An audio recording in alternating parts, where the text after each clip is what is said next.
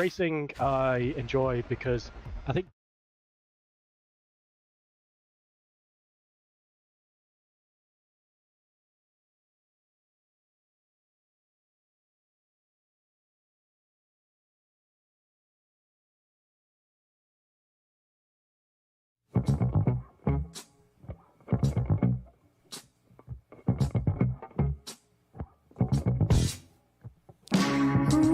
A storm is threatening my very life today. If I don't give me some shelter, I'm gonna fade away. Tracy, if we're not happy with it, fine. I'll deal with this. Yeah, okay, that's... It's just a shadow away. It's just a shadow away. Oh, children. It's just a shadow away. It's just a shadow away. Ooh, I see the fire sleeping in our very streets today. It burns like red coal carpet. My dog is lost his way. Oh, children, it's just a shadow away. It's just a shadow away. Oh, children, it's just a shadow away. It's just a shadow away. Ooh, the flood is coming to take my very life away. Give me some shelter. If not, I'm gonna fade away. Oh, children, it's just a shadow away. It's just a shadow away. Oh, children, it's just a shadow away. It's just a shadow away.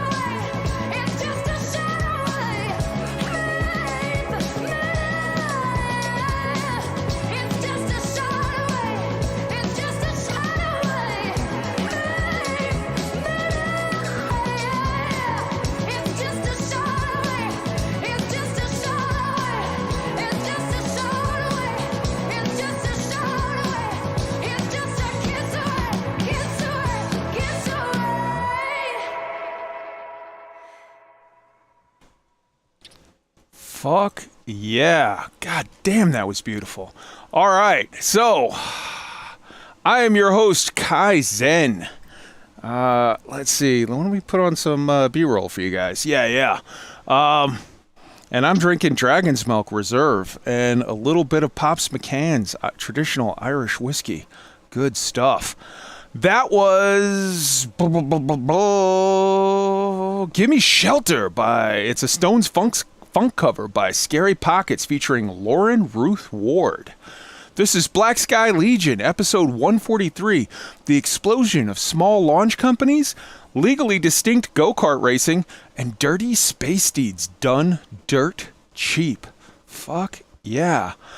Whoo! How are you guys doing tonight? Let's start by going around the horn and introducing the panel tonight, and then we'll introduce the audience. Everybody that put something in the chat in either Twitch or in YouTube, we'll shout you out and hope that you're having a good night and drinking a good beer. How about we start with Chad LOSAN tonight? He of the Star Citizen Research Group. How you doing, Chad, and what you drinking tonight? Good. Is a nice Friday. Hell yeah. Drinking another by Antioxidant Infusion Brasilia Blueberry. Very good. Very fancy. I dig it. And we've got WOLFDRAGON, my XO, in the house. How you doing, Wolf, and what you drinking tonight? Hey, everybody. It is August, so that means one thing. I have cases of Oktoberfest from different places. This one's by Erdinger. It is very tasty. Hell yeah. It's time for just a little splash of whiskey in this glass. There we go. All right. And we've got SHADOWWYVERN in the house. Say hello to the beautiful people, Shadow, and tell them what you're drinking tonight. Hello, beautiful people. I am just drinking that there water again. That works. That works. And we've got Tweak74, the XO. How you doing, brother? Oh, it's been a week, but we're finally to Friday night. It's the weekend. Drinking my normal, well, not quite normal, I guess, but cinnamon vanilla flavored coffee tonight. Oh, very nice. Very nice. And our guest tonight, again, returning, fan favorite, WINTERMUTE. Say hello to the beautiful people, WINTERMUTE, and tell them what you're drinking tonight. Hello all, and I've got another triple chocolate beer, but this one's from Saltaire Breweries over in Bradford. Ooh, very nice. Very nice. Chocolatey. I dig it. I dig it. Well, let's see what the people are saying tonight. Let's see. We got Soul Ripper 101 in the house. Hello, hello. 07 to you. WOLFDRAGON and SHADOWWYVERN. We got Raxless Maxla. Hi-oh. Hello, hello to you. We got Anthony Alberts. That's a good song. I agree with you. I like it. Let's see. Ooh, Sisters of Mercy do a good cover of Gimme Shelter as well. Absolutely. People should check out that. Let's see. Did I miss anybody?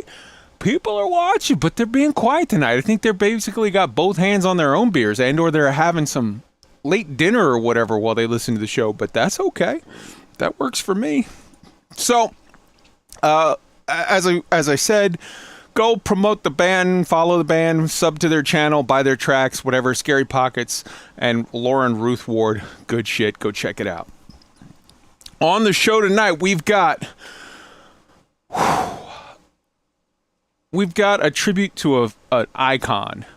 We've got, in real life science, I've been pushing this off for like 2-3 weeks because it's like, well, we'll do it a week when there's not like a lot of news because it's going to take forever. I gave up this week on doing the small launch providers in one go because we're never going to have a week where that doesn't lead to like a 5-hour show. So fuck it.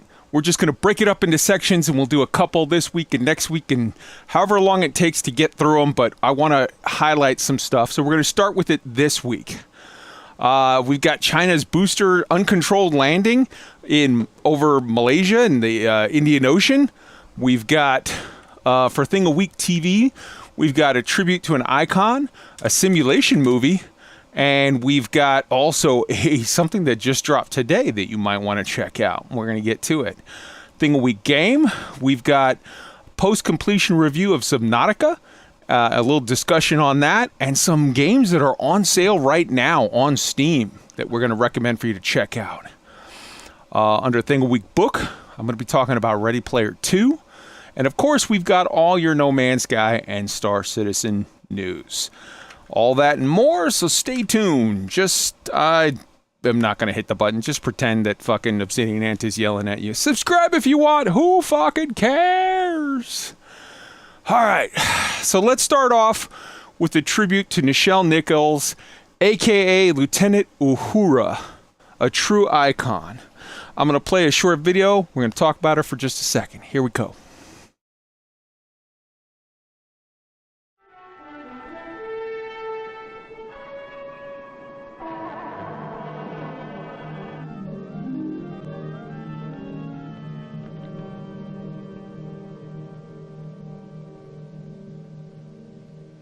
Hi, I'm Nichelle Nichols, but I still feel a little bit like Lieutenant Uhura on the Starship Enterprise.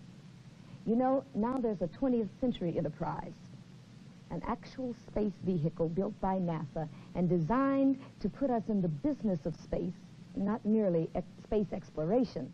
If you qualify and would like to be an astronaut, now is the time.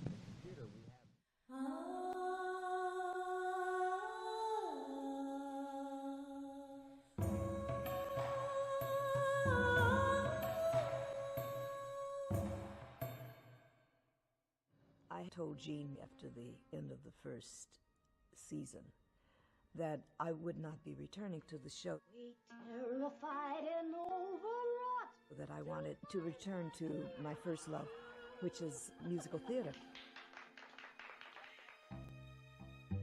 But I didn't know that meeting a Star Trek fan would change my life.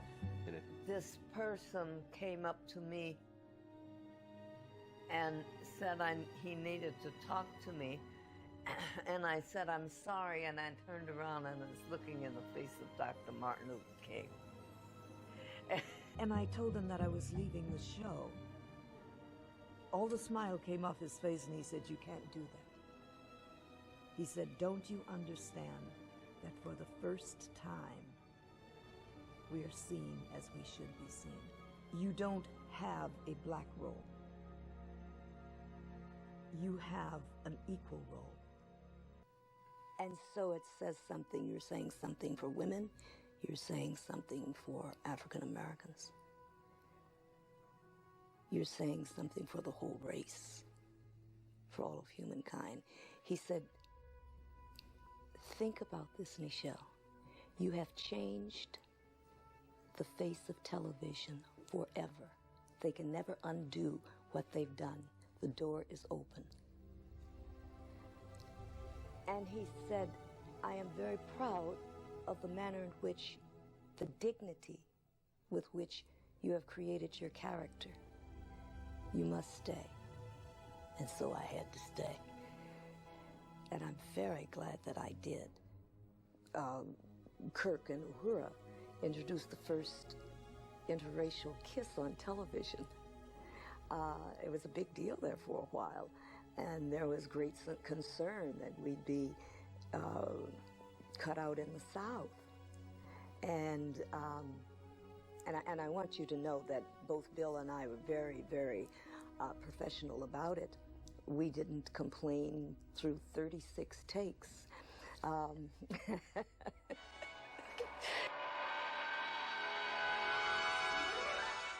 Greeting.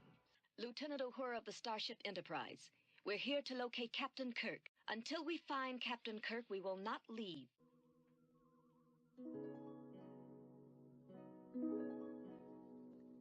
The skies are green and glowing where my heart is, where my heart is, where the scented Luna flower is going, somewhere beyond the stars,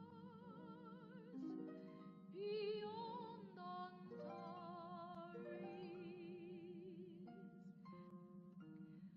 I'll be back, though it takes forever.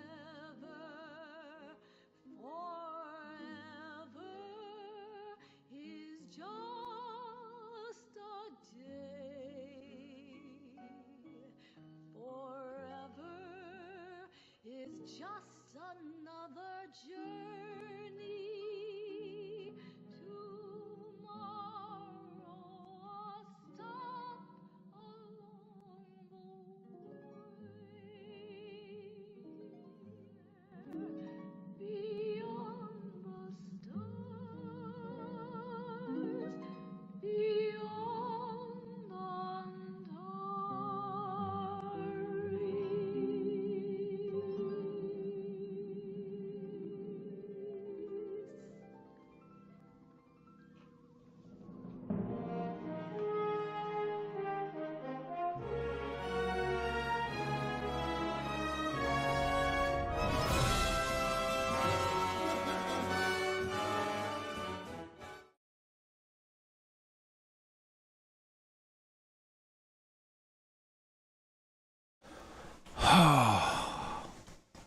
Guys, Nichelle Nichols. A world-class actress. A beautiful woman. A beautiful human being. I mean, she had beauty. Obviously, skin deep she had beauty. You know, gorgeous woman, professional dancer, all of the things, you know, whatever. But she had beauty inside. She shined like a diamond. So Uhura, the name for that character is actually a derivation of an African dialect word, uhuru, which means freedom. She was a role model for so many women and minorities, both in a time in the 60s, you know, when, let's just say it openly, like, things weren't that great for women. Things weren't that great for minorities. Black people in particular were treated so poorly. And she always conducted herself with poise and grace and dignity.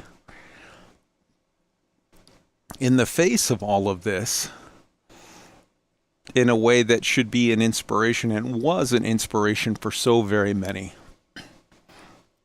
Obviously, you know, some people could say, well, you know, she was just an actress on a sci-fi show. Well, you know, that's true. She was an actress on a sci-fi show, but she wasn't only an actress on a sci-fi show. She worked with NASA in doing like recruitment and like I don't know what to call it, PR, educational, whatever, outreach, let's say outreach stuff, where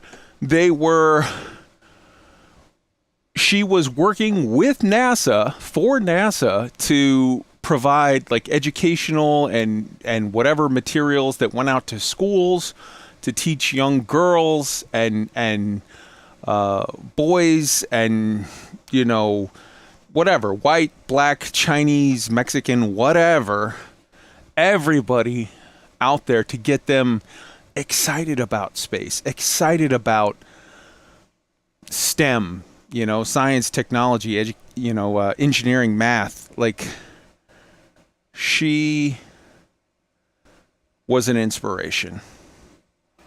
So I definitely wanted to take a moment to sort of hit upon that. I want to open it up to the panel. Just feel free, hop in, no dots on this one. Just talk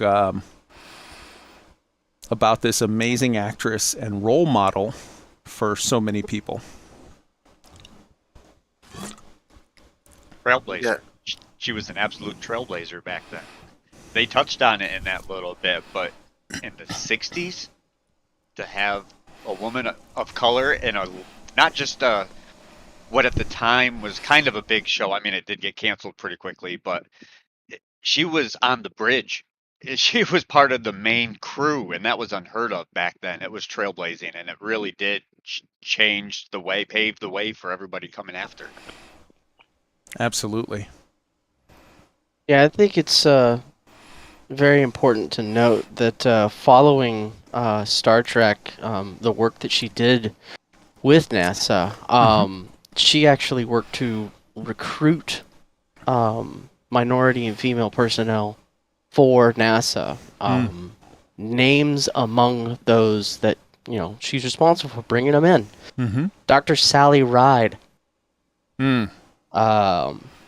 Air Force Colonel Guion Bluford, the first black astronaut. Dr. Judy Resnick, Dr. Ronald McNair, who unfortunately was one of the crew on board Challenger STS-51L. Let's see some other names. Charlie Bolden, former NASA administrator. Frederick Gregory, deputy administrator. Lori Garver, another deputy administrator to NASA. Like, huge impacts that Nichelle Nichols had, not on just the screen, but to space as a whole. And humanity is forever in her debt, and she shall be very, very missed. Absolutely.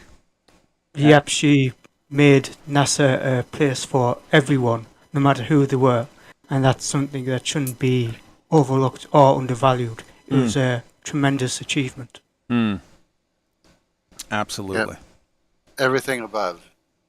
And Gene knew how to put a show together where it was, you know, they had African Americans and Asians and Russians in the second season and all these different groups together cooperating in an ideal future that was unheard of at the time the show was on, and changed a lot of how things are done on in TV and popular culture. Where as Dr. King said, it's not a black role. It's a role for an equal role to the others, which was brilliant. And he did it in a way that he went under the radar.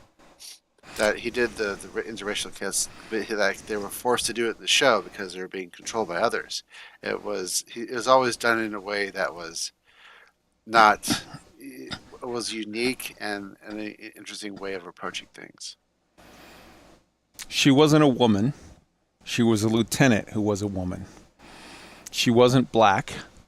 She was a human being who happened to be black. And in the 1960s, both of those facts were things that, sadly, some people had to stretch to get their minds around. And just, I wanted to say, Nichelle, we love you, and you will be missed. And I'm sure that you are among the stars right now looking down on us, and I hope you're smiling. All right. I got to move on before we get all choked up. Let's start with China's Long March 5 booster. We talked about it, and check this out.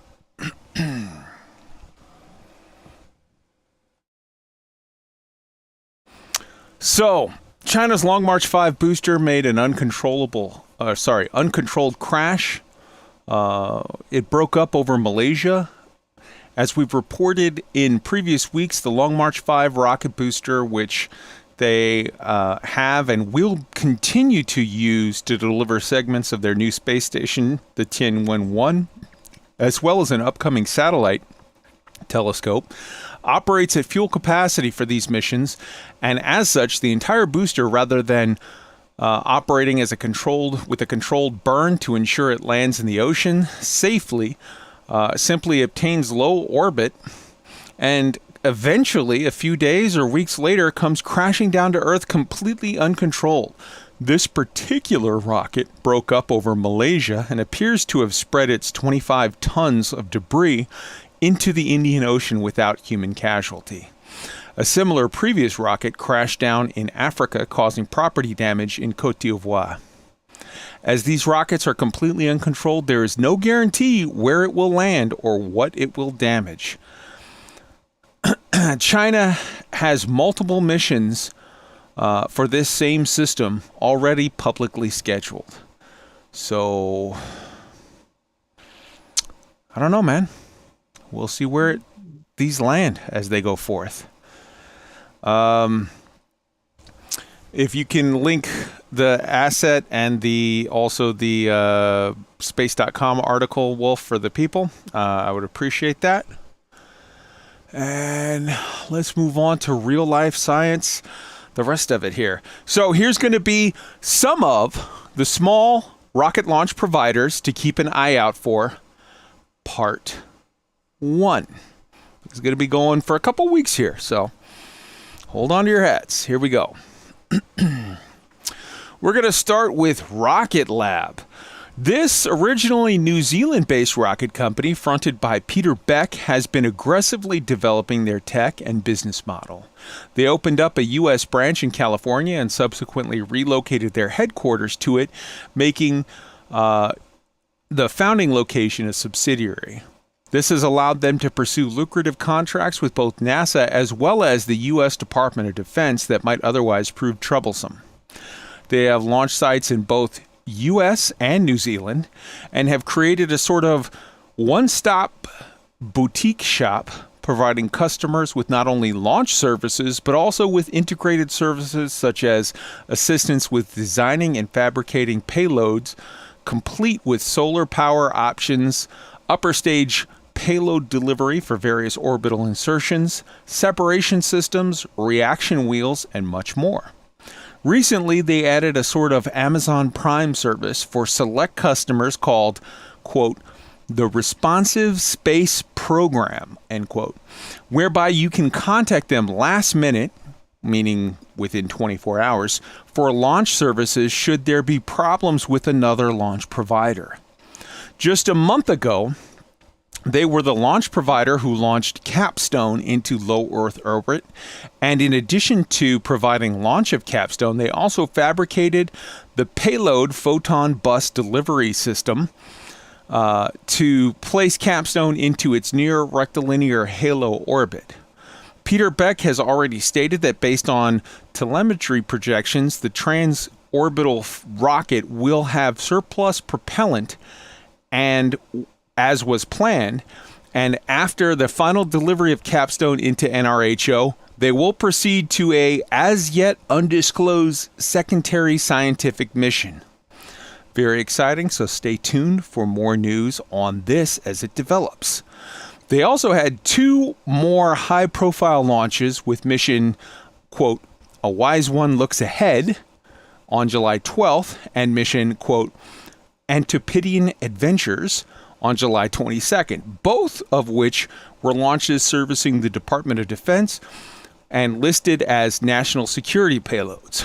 Another noteworthy upcoming mission is that in 2023, Rocket Labs is scheduled to undertake their second deep space mission, this time to Venus.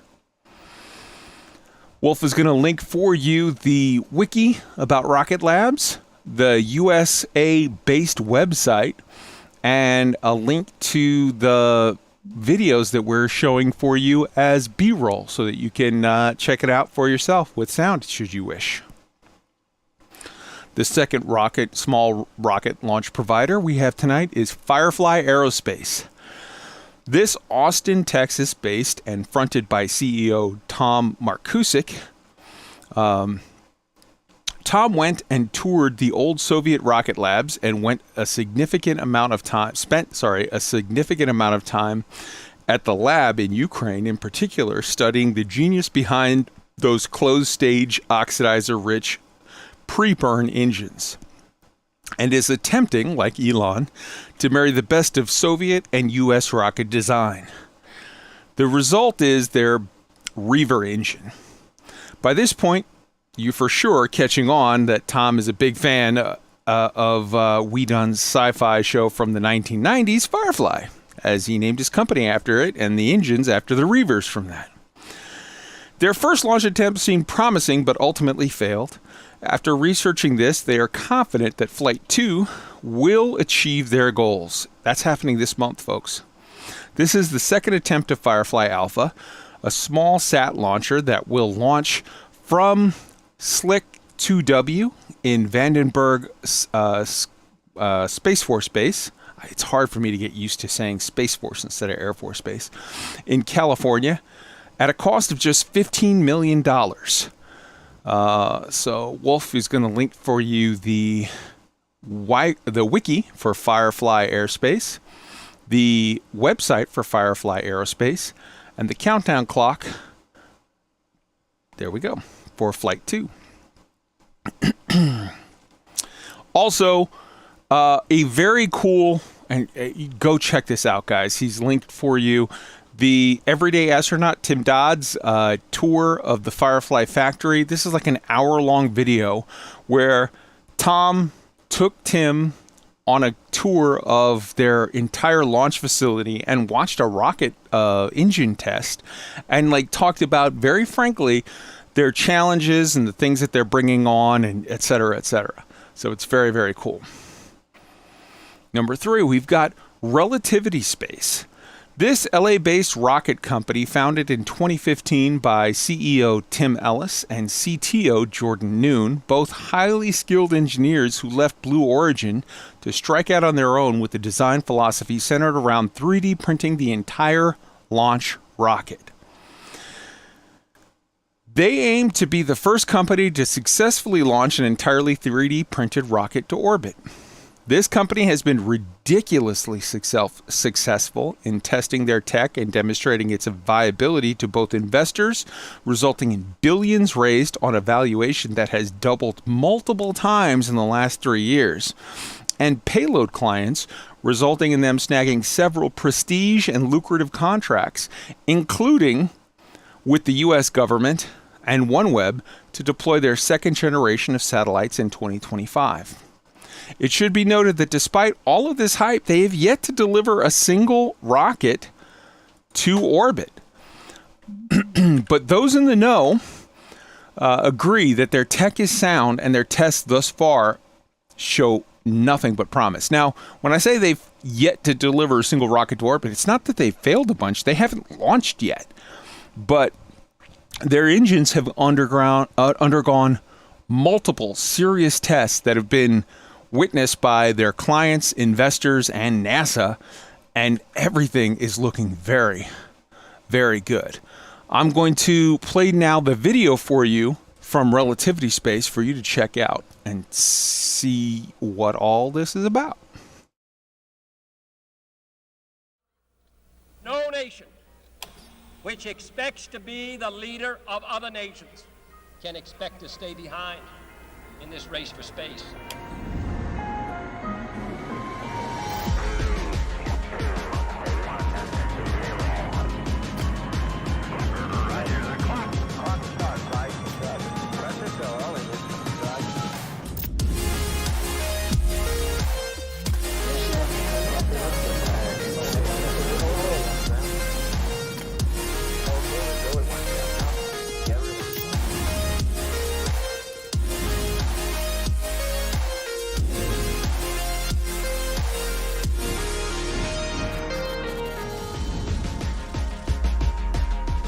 The world's first 3D printed rocket. Rockets built and flown in days instead of years. That is the mission at Relativity. Relativity.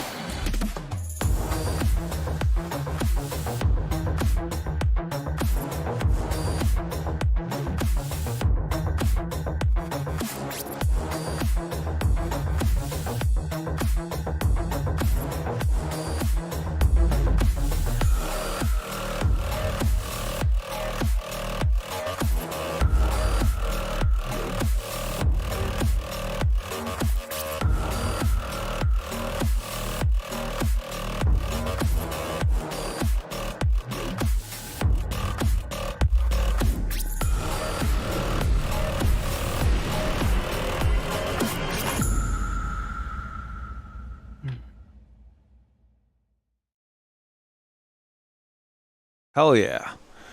All right. So that's Relativity Space.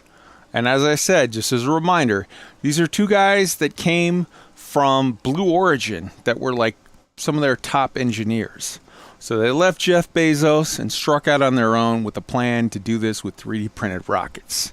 And on that note, it's time to say goodnight to this bottle of whiskey into the recycling bin. All right. And that takes us to Relativity Aerospace. Sorry, we just did that one.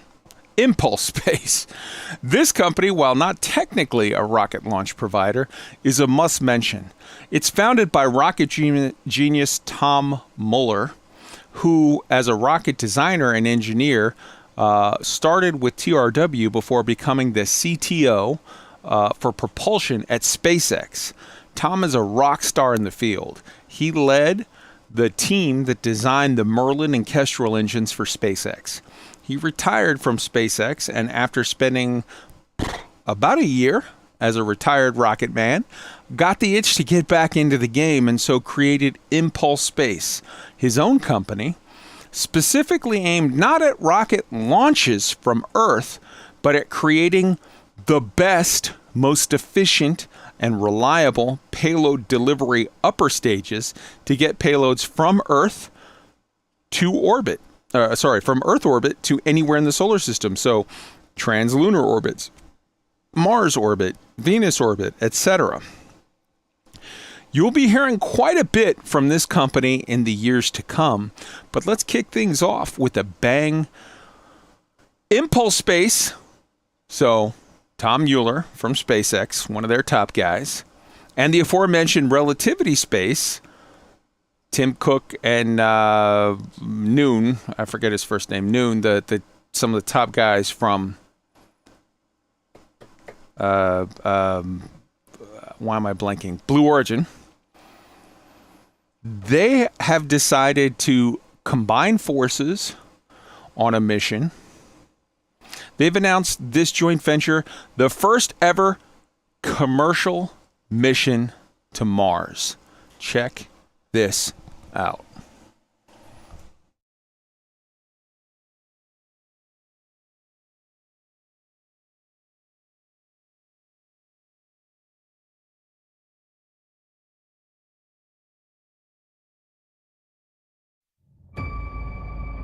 After you die. Nope, for some reason that doesn't want to play. Hold on. Let's get this. Yeah. I got to get this sorted here real quick. Sorry, 1 second. Give me 1 second to figure out the tech on this that doesn't seem to want to cooperate.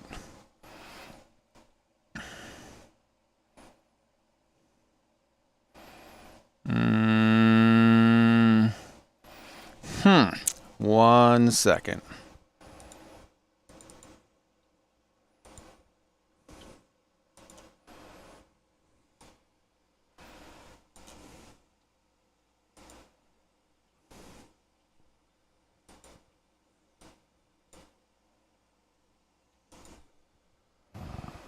We'll just do this as picture-in-picture because the tech is fighting me on this asset.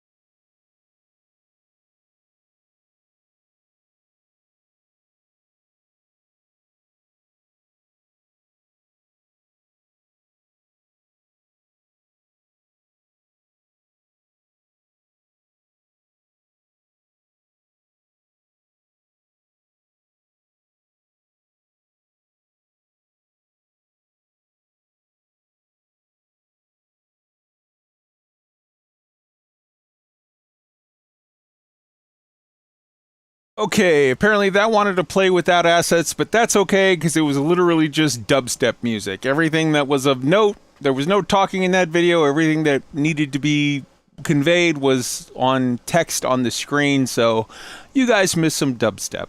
You're welcome. So the importance of that is we're talking about the first ever commercial mission to Mars, and these guys, Tim Mueller, who was with SpaceX but started his own thing, and Cook and Noon from Origin, Blue Origin, that struck out on their own. These guys have literally sorry, I keep saying Cook. It's Tim Ellis and Jordan Noon. These guys have jumped ahead of the queue and are now looking to be the first to get to Mars. Now, yes, obviously, they're not doing it in a, sort of big-ass rocket that's going to be able to put people on Mars and whatnot the way Elon is doing, but they're going to put a rover on Mars, which nobody has ever done before except for governments. That's huge. That's a big thing that needs to be acknowledged. So this is going to be our first round of the small launch providers. We're going to definitely continue this in coming weeks. We've got a bunch of people that are doing interesting things in Europe, including using weather balloons to launch rockets to get them high enough up that a small rocket can launch and escape sort of 90% of the resistance at sea level and whatnot. So let's go around the panel. Guys, what do you have on this? Who's got something that they want to add on to this? Yeah, I got a good chuckle from Firefly Aerospace naming their engines the Reaver. Right. That's just on the nose and absolutely hilarious. So if you listen to if you watch the as you linked there for people, the hour-long Tim Dodd, the Everyday Astronaut, doing a tour with the guy there, it's he makes like a dozen different Firefly references. This guy is a huge super fan of Firefly. He is a huge nerd. I love him for it. Definitely gonna have to watch that. The other one was Relativity Space's 3D metal printing of things. One of my little hobbies is welding. I've helped restore a couple vehicles. I do, I need a thing for my own purposes, put that together. 3D metal printing is no joke. The technical difficulty involved not just in controlling the deposition, moving with it to have the weld puddle where you need it so that all the temperatures are right, so you get the fusion of materials correct. The fact that as you're doing the welding, you have the heat affected area, that's going to affect the metallurgy of the final product. Very, very, very impressed that people are pressing forward with this idea. I was already very impressed with SpaceX's usage of welding instead of just a whole bunch of flanges and bolts everywhere. Not only just as a weight savings, but as it simplifies things but complicates others. This is going the full, no kidding, YOLO route of, we're going to make these happen. They're going to be manufacturable in a lineup of machines that we can just have going, so there's very little human involvement. And I really hope they can crank these things out and that they are super reliable. Hell yeah. Hell yeah. Anybody else hop in on this? Who's got anything they want to talk about? Any of these launch providers? Rocket Lab is just kicking ass and taking names. They're doing so much for pocket change. Essentially, as a government is concerned, it's just amazing what they've done with their little rocket, and it's just getting better all the time. And there's so much competition, and it's not even funny. It used to be the purview of governments with deep pockets. Now we have all these small companies that are doing real things and real science and real missions. It's quite amazing. Absolutely. And to follow up on that point, competition breeds excellence, and I think that's where we're getting to pretty soon here. Absolutely. A lot of new technology coming because of the competition. Absolutely, 100%. All right, last call. Anybody want to hop in on this before we move on? All right. So that takes us to... So just for the record, we're going to continue, as I said, this series for small launch providers in the coming weeks. So I hope that you enjoyed it, and we'll get to more. That takes us to... Last week we talked to you about Hashem Al-Ghalilis, the scientist, chemist, and futurist, and his trailer for an upcoming movie that is coming out this year called Orbital. And I noted then that he had previously released a trailer and a movie, a sci-fi short, called Simulation back in 2018. Check out this trailer for Simulation. After you die, you either fade into absolute nothingness, There's no way out. or you transcend into another dimension.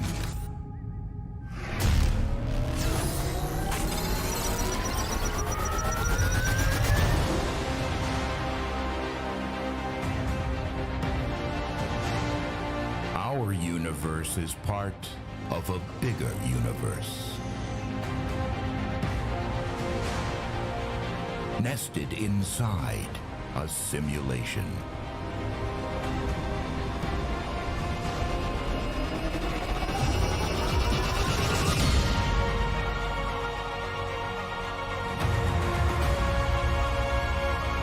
Everything you know about yourself, your consciousness and decisions, they're all pre-calculated, predestined for a higher purpose.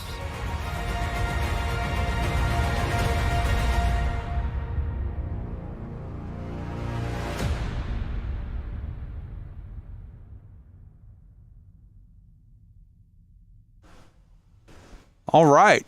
And that's the trailer for Simulation. So here's the deal. You can watch the entire, 23-minute long video, the award-winning video. I've got the wiki for it. It won multiple awards. You can watch the entire movie for free on YouTube right now. So check out the link for the trailer, check out the link for the full video, check out the link for the wiki. It's interesting. I thought that the first, out of the 23 minutes, I thought literally like 18 minutes of it was this sort of art housey type, like weird kid having dreams. What do the dreams mean? Everything is very sort of vague and whatever, and very artsy fartsy. And then like the last 5 minutes of it was like the sci-fi premise of like, oh shit, this is what things mean. And I thought it was pretty cool. It's one of those deals where it's like, if I had spent $10 to go see it in the movie theater, I'd have been pissed. But for free on YouTube, as 20 minutes of my time, you know, you could sit there in your underwear and eat a bowl of Cheerios and be like, what the fuck is this? Let's check it out. I thought it was cool. I dug it. And I'm interested to see now where Orbital goes, because now I kind of have an idea of sort of what I'm looking at there. Wolf, I know you saw it. How about out of the panel? How about we start with you? And if anybody else wants to comment on it at all, they can just put a dot in the recording booth, and we'll transition to them after. What'd you think of the movie, Wolf? Yeah, I like you thought that the whole build up, like first 15 minutes or so, like I realize you've got to introduce some things and whatnot, but it seemed a bit much for just the introduction. Once it hit the sort of climactic portion of the video where it starts showing like, here's a sci-fi, here's where like what all is actually going on. Super interested, and I really hope that Orbital is along those lines of the latter part of the simulation video, both in context and storytelling, rather than the first part, which it was good storytelling, but I was left questioning why am I watching this? What's the point? Get to the point. As far as like video quality and whatnot goes, extraordinary to watch. The CGI used in the places where it needed to be CGI, completely made sense. It was, believable. It was seamlessly mixed in with everything else going on in the frame of each scene. Totally well done. And it has piqued my interest even further into Orbital. Hell yeah. All right, last call if anybody else wants to hop in on this before we move on. All right. So, next up, and this is interesting. Now, guys, I apologize in advance for this. I hate this format. I hate doing this. But this movie is put out by the fucking House of Mouse. So we're going to play this in the picture-in-picture format, the small one. And I'm going to pause it at a couple of points to talk through it so that they don't have a fucking conniption and block our video, despite the fact that we're doing this for the purpose of playing the trailer and discussing the trailer exactly as you're supposed to do.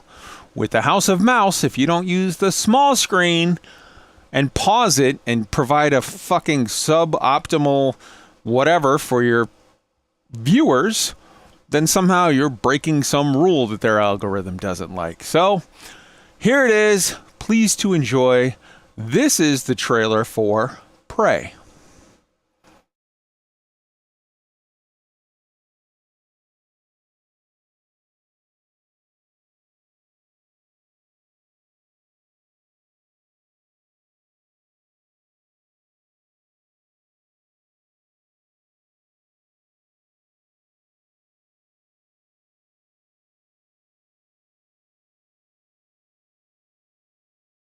Alright, so this is us pausing the video.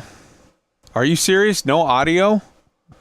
Oh, Jesus Christ. We'll start this over again, and I will see why there's no audio coming through on this. Give me a second to play with the fucking mic on this. What if we do, it's not B-roll. Why is there no audio's coming through? What if we do this? Let's see, do you hear this audio? Wolf, just tell me right away if you hear the audio when it starts playing.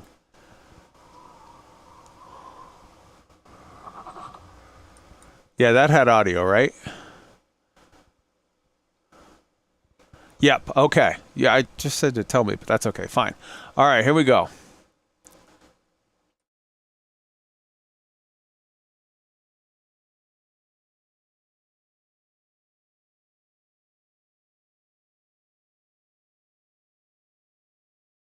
And now it doesn't.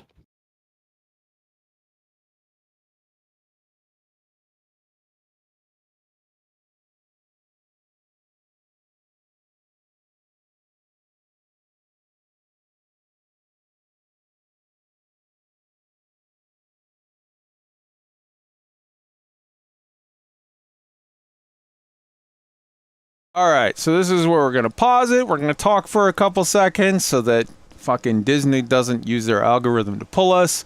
This is a prequel to, what do you call it? Predator. It didn't keep the audio. Are you fucking kidding me? So all of that it just played, it was no volume?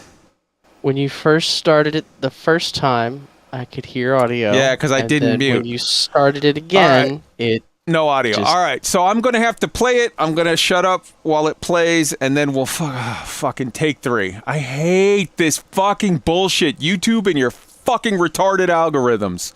All right, here we go. Take 3.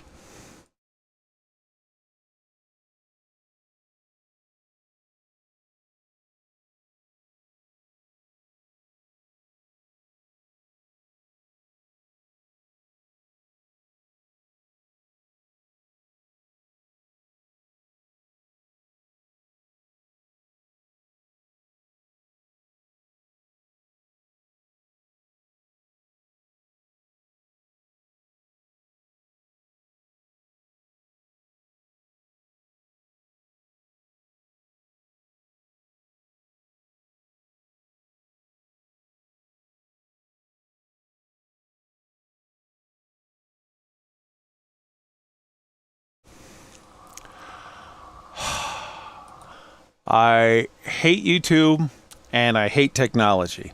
All right, everybody in the panel, stay fucking silent, because if I mute either of us, apparently it kills the sound for the picture-in-picture bullshit.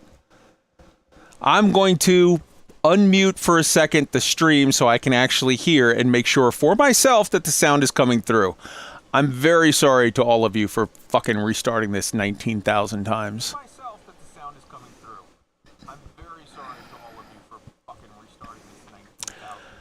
Here we go.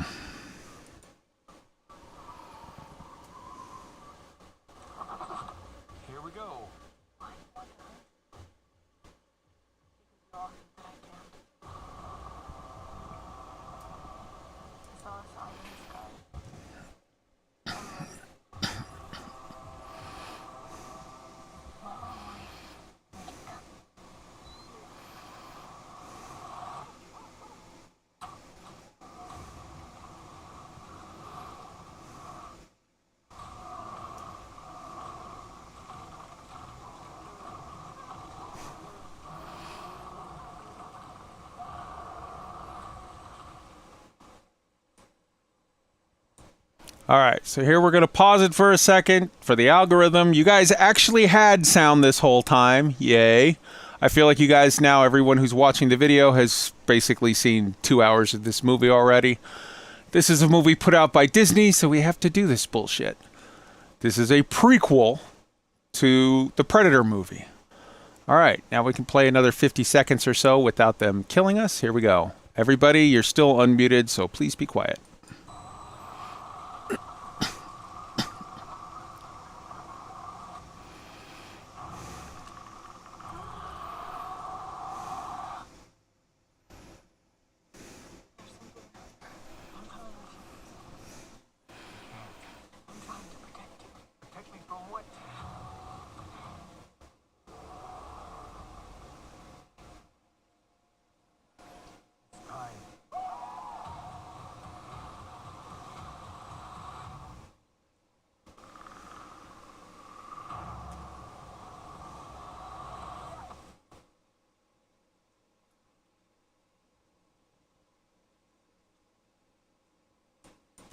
All right, so we're pausing it for another second to discuss this.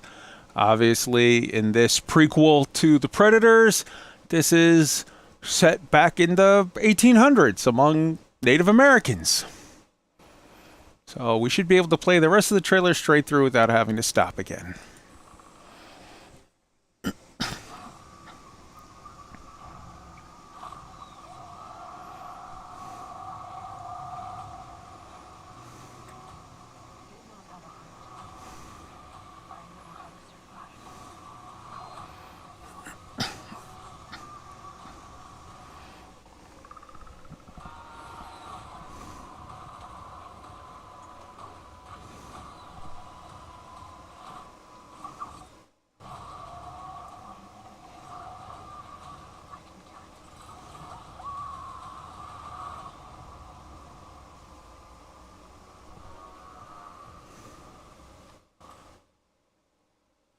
All right, so now let's just kill the sound on this and let it play in the background while we talk about it. So, let's see. Let's just kill that. Let's put on, yeah, let's put this. We'll just do this real quick. And there we go. All right, so in this prequel to Predator that is right now streaming for Hulu, on Hulu for free, put out by Disney. This is this story of whatever, of Predator hunting Native Americans back in the day, and I think it looks pretty fucking cool. Now, here's a thing that I don't understand. I've seen a lot of response to this from people like, fuck this, this is woke bullshit, this is agenda, why do you have to have a woman lead? How the hell is a woman gonna kill a fucking predator, yada yada yada. Here's my 2 cents on the subject. I'm not a fan of quote-unquote woke whatever shit either. If it's, for example, like Ghostbusters, where it was just not a good movie, and then people who say, well, this is not good and it's not funny, and then people are like, well, you're just saying that because it's women. No, it was because it was objectively a bad movie. This movie right here, this trailer at least, I don't know, I'm gonna watch the movie as soon as we're done with the show tonight because it's there to watch for free on Hulu. I don't see anything in here that I consider to be sort of whatever woke bullshit. I don't even like when people use that term these days because it seems like most of the people using that term are assholes. But like, if you have a situation where little 5'2", 80-pound woman kicks, 8 foot tall, 400-pound muscle dude in the face and he flies back 15 feet, I get where that's like, that's not how physics works. But let me break something to you, folks. Nobody is strong. No human is strong enough to beat a predator. You're not going to. Arnold Schwarzenegger, in his prime, was not strong enough to kill a predator. When all of those guys, because there were like 15, 20 guys with machine guns and missiles and grenades and every kind of bullshit They were all going at the Predator, and it chewed every one of them alive. The only time that Arnie, like, had a shot, and, like, where he eventually won, was when he stopped trying to do the muscle-bound, I'm gonna fight this fucker, and tried to outsmart it and use shit like that. So, like, yes, this woman could not punch a Predator and knock it out. Neither could Arnold Schwarzenegger. Neither could any 15... that you could pick any fucking starting line of an NFL football team. You're talking thousands of pounds of roided up fucking monster. They would not survive in a fist fight with a Predator. The only way to live in a fight with a Predator, the only way to kill a Predator is to trick it, to outsmart it. Who knows? Maybe this chick fucking, you know, ducks at the last second and the fucking Predator tries to jump over her, but because he's 8 foot tall, he takes 5 foot long, 10 foot long strides as he's running, and he flies right over and falls down a 30-foot cliff or some shit. I don't know. I haven't seen the movie. I'm not spoiling anything. I've only seen the trailer, but I'm saying you're not going to out-muscle a fucking Predator. And I don't see anything in this trailer where this chick is doing some superhuman bullshit that doesn't work with physics. So, you know, for example, I would take Ripley from Alien versus this thing before I would take most other heroes in action movies. So, like, I don't know. What do you guys think? Is my take on this skewed or whatever? But I'm telling you guys, I don't go for whenever I see a fucking 80-pound woman kick a 400-pound roided up NFL lineman in the face and he flies back 10 feet, I always roll my eyes as well. But I see none of that here. I see this chick is just running like a motherfucker and trying to survive, which is what any of us would do. To beat a Predator, you don't have to be strong. You have to be fast, you have to be smart, you have to be lucky. Who knows? What do you guys think? Predator 1 and 2 are both excellent films. Different, but both excellent in their own way. All the films after that have been rubbish. Okay. And this film is also made by Disney, which isn't a good sign with the quality of what they've been putting out. So there is kind of already an air that this film is going to be crap, even if people haven't seen it. To be clear, this movie is being made by 20th Century Fox, which is owned by Disney. But the very beginning, I see the little Disney logo there, but the very beginning it said a 20th Century Fox movie. So, but I mean, yeah, that's fair. It's still now House of Mouse. Fair. They call it right. Is it worth a shot watching it? I'd say for free? Yes. I mean, you can't judge a film until you've seen it. I mean, I watched Ghostbusters 2016, and I thought the cast was great. The script was absolutely horrendous, and it deserved to fail, but I loved the cast. Yeah. Which is a shame that the studio dumped on. Do we need another Predator movie? No, but if you've got some time free and the film, and you hear around that the film doesn't suck, then sure, watch a Predator movie if it passes. Now, this movie is made by Dan Trachtenberg. This movie is made by Dan Trachtenberg, who did 10 Cloverfield Lane. That was a fucking awesome little movie. I dug that. Yep, that was one of the good Cloverfield movies. Yeah. So I dug that. But like, I mean, a director can turn around a project. A smart director can make shite look good on screen, and can actually rescue a shitty script. I mean, Nicholas Meyer with Star Trek 2 rescued that film. And so, if you get the right people, even if the studio is a complete dickheads over it, then you can get a good film. So, the pedigree is there. The franchise is in the toilet, but that doesn't mean the film is bad. So would I give it a try? Unless I hear everybody saying it's absolute dog shit. Unless you, Kai, come on like tomorrow and say you've just wasted your entire 2 hours of your life, then I would give it a go, but wouldn't be going in excited to watch it. Fair. And I'd be watching it if I had nothing else to do. So I'm not motivated. Take a look at this on the screen here. This motherfucker just deadlifted a grizzly bear, all right? There is no amount of strength that you could have that would make this a fair fight of, I mean, this guy versus this guy versus Arnie in his prime on PCP with like crazy angel dust muscles could not outstrength this guy. So strength isn't a thing. Who else wants to hop in on this? What do you guys think? Oh, I bet Predator versus Iron Man would still not be a fair fight. It'd be kind of funny to watch Tony Stark get tossed around like a rag doll, like Hulk did to Loki, but that's just me.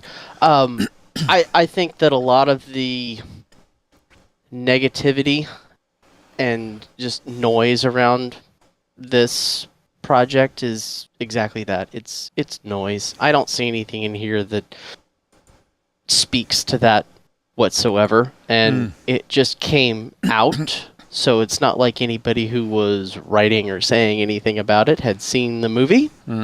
So I think it's a matter of people like to complain, so they're going to complain, and this is the world we're in, and that makes me sad.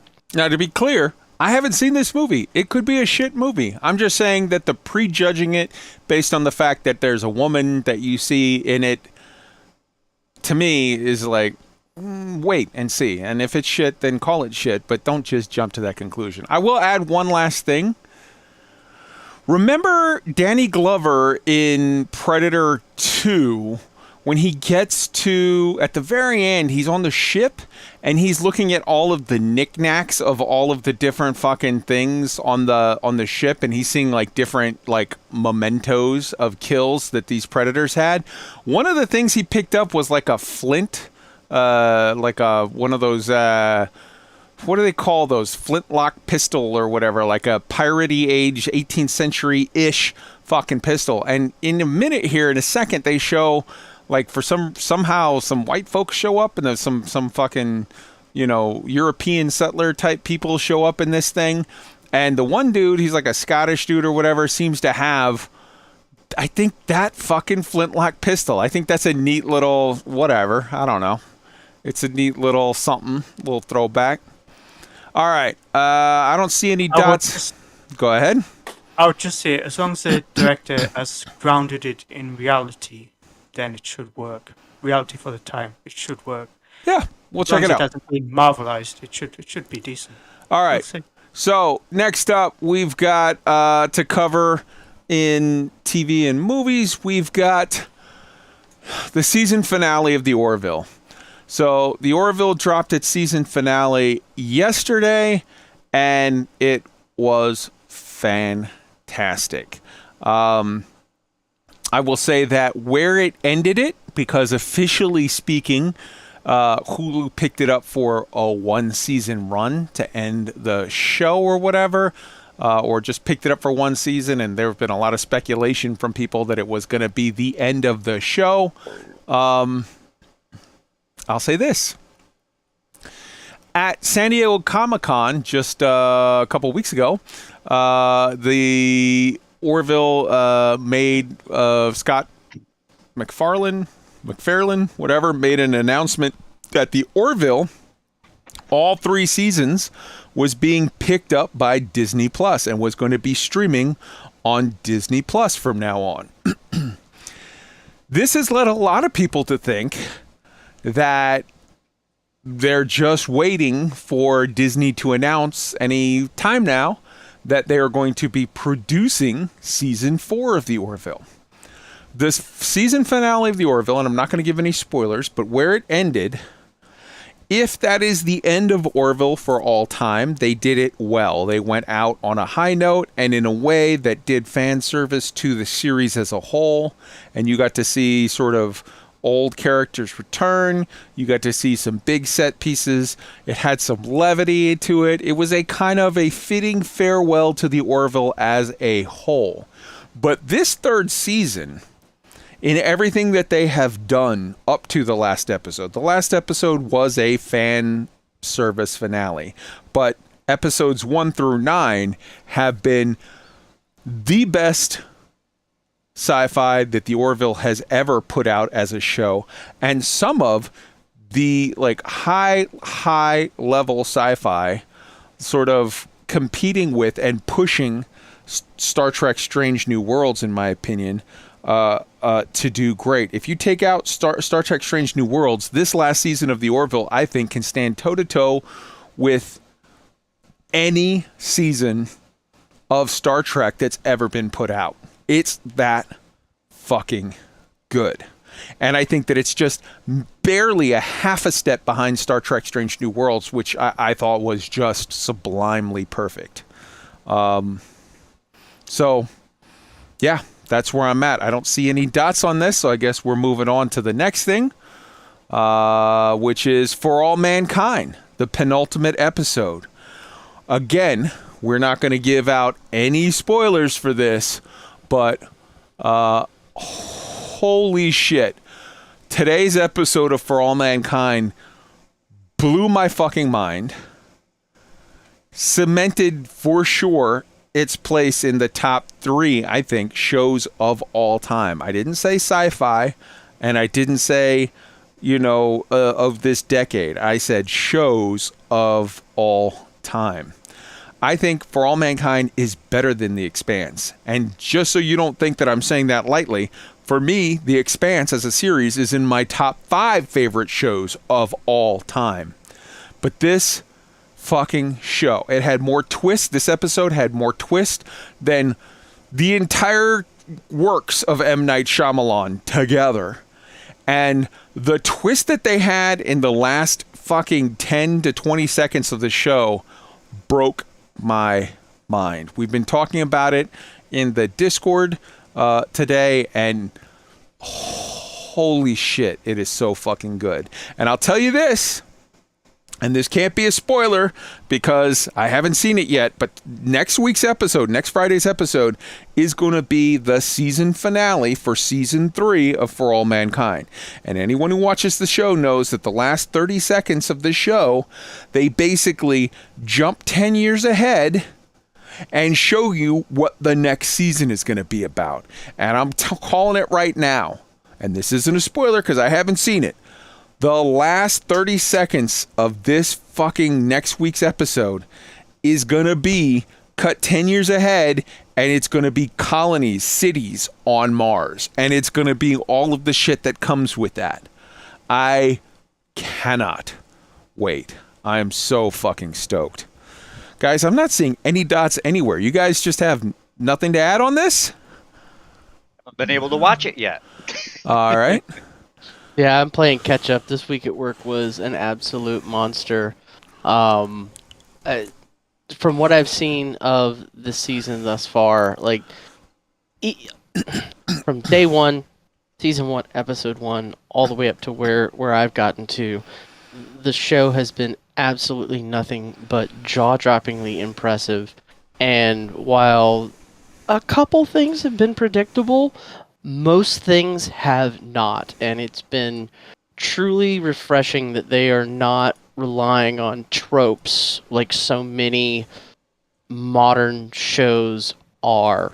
And I'm with you. It's not in a top list of sci-fi shows. This is in a top list of shows, period. It is very impressive, and I can't wait to see to pick up where I left off and see what's coming. And then as soon as the season's over, I'm going to be exactly where I was at the end of season 2. Just fucking grating my fingernails into this desk here, wanting to know when's the release date for the next season, damn it. Well, you're going to have basically a year to wait. They make you wait that long. But you know what? It's fucking worth it. All right. That takes us to games. So, you guys might not have known, or maybe you did, but if you didn't notice yet, the following... so, right now, on Steam, they are doing a survival... I got the links, Wolf. They're doing a survival game fucking whatever thing, festival, whatever. And right now on Steam, the following space survival games are on sale for this Survival Fest. I'm going to give you for each of these the link and the trailer shortly, and we're gonna review these. We're gonna talk about them. So guys, once we come back from playing this trailer, put dots in the chat to discuss the stuff, and we'll go from there. Here we go.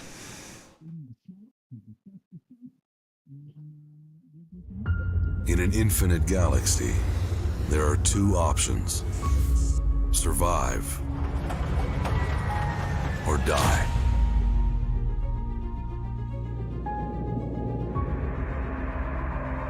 I came here alone, before the others. I harvested the resources I needed to carve out a life, to craft a future, to endure the unknown. The journey was long. I explored new frontiers, discovered new planets, and new threats. But you cannot survive alone. So together, we built anew. Our talents are deep. The technology at our disposal evolves, but with expansion comes conflict. And the cost of failure is catastrophic. We chose our path. We build together. We fight together. We survive together. The journey was long. The journey continues. Empyrean. Out now for PC on Steam.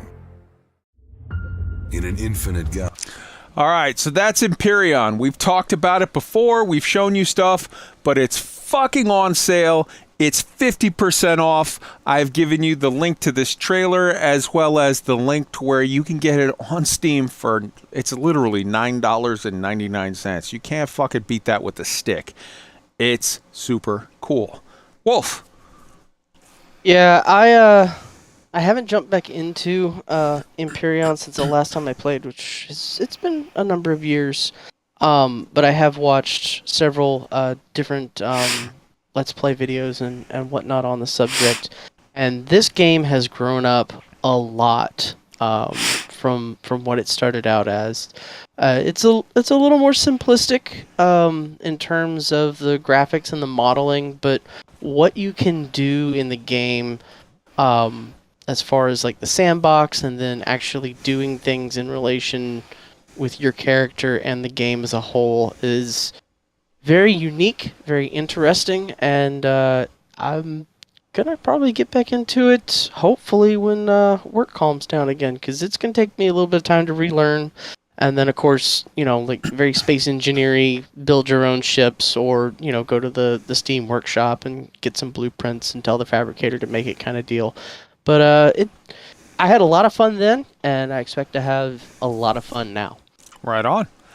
That takes us to the next game, which is Osiris New Dawn. It's 50% off, so you can get it for $17. Now, this is an early access game that's been in early access since 2016, but it seems like every year or so, and the last one was about 10 months ago, they put out like a new update, a new expansion, a new whatever. So I think this is just sort of part of the new fucking ecosystems where games are perpetually for, you know, years and years and years and years in early access, but it's very playable, and people are doing shit with it, and they're putting out almost like DLCs, but it's early access, so they're all free. Check it out and tell me what you think. Especially, I've got the links on all this stuff, Wolf, for these games. I want to hear Tweak's viewpoint on it, because to me this game screams No Man's Sky, but with a lot more combat focus and sort of more interesting things to fight. So let's see what you guys think.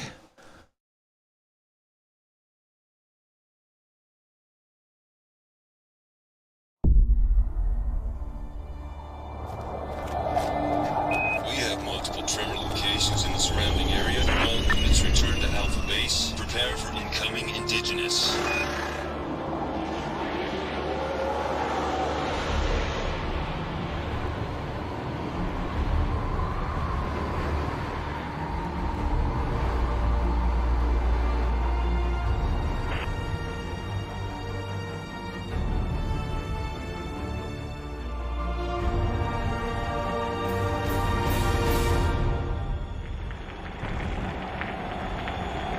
see anything?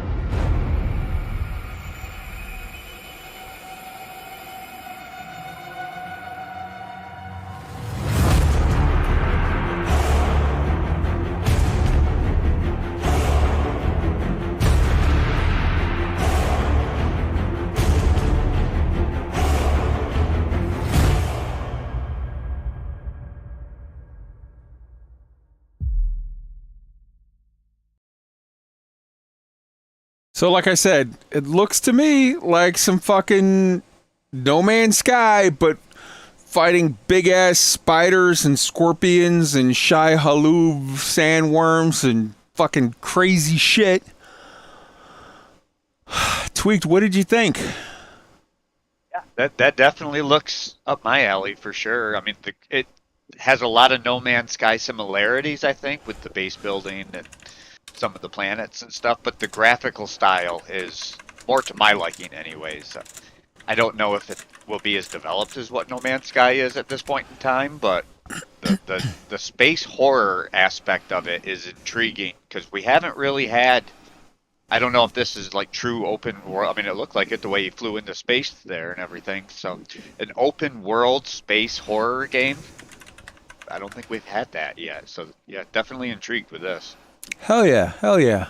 All right, very cool, very looks cool. like it might maintain the same arcadey flight control kind of thing, but yeah, I'm with Tweak. The art style definitely more intriguing than No Man's Sky. I'm getting a couple different vibes off of this.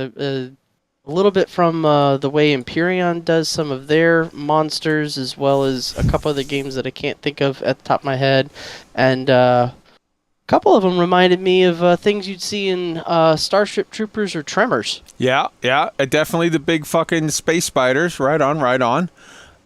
Beautiful, beautiful. I want to give a huge shout out, Boss Lady B and Griff, both in the chat. Both of you guys, feel free to pop in and comment on any of this stuff if you want. I know Griff might be in transit, in which case just enjoy the show and listen along. But you're absolutely welcome to come. Both of you guys are welcome to come in the chat and give your opinions on all of these. Specifically, Griff, I know you have history with the game we're about to hop into and discuss, and I know Boss Lady also has it because she just mentioned it. The next game up that we're going to talk about is Icarus First Cohort. It's 33% off. You can get it for just $23 right now on Steam. Check this out.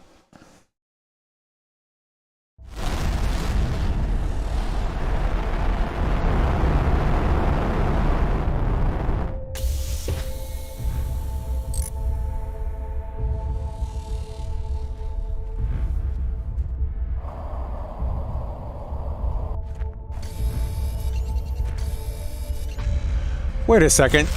That's not Icarus. Is that Icarus?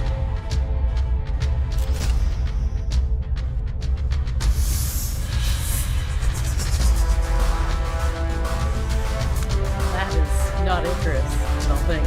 All right, let's pause this. Hold on. That's a fuck up on my end. Like, man, that update looks really different. No, hold on. Wrong button. Here we go. Hey, Kai. That's Icarus. There you go.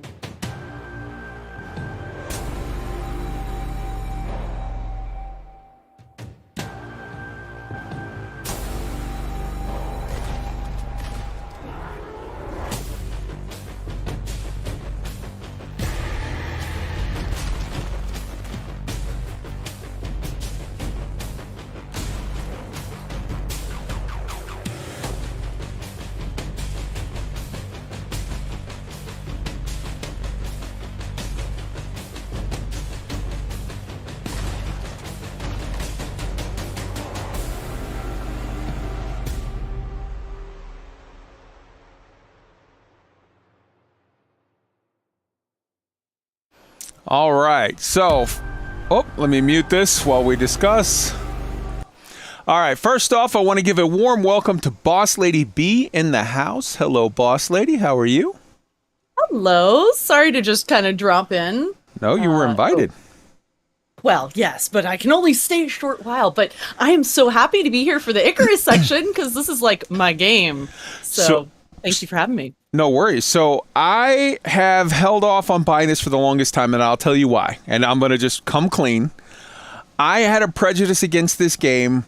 There was a thing in my head I just couldn't get around, and that was, I get game mechanics-wise the explanation and the reasoning for it all, but it just, I couldn't get it into my lizard brain to accept the fact that we flew to a planet on whatever, the other side of the fucking, light years away, whatever.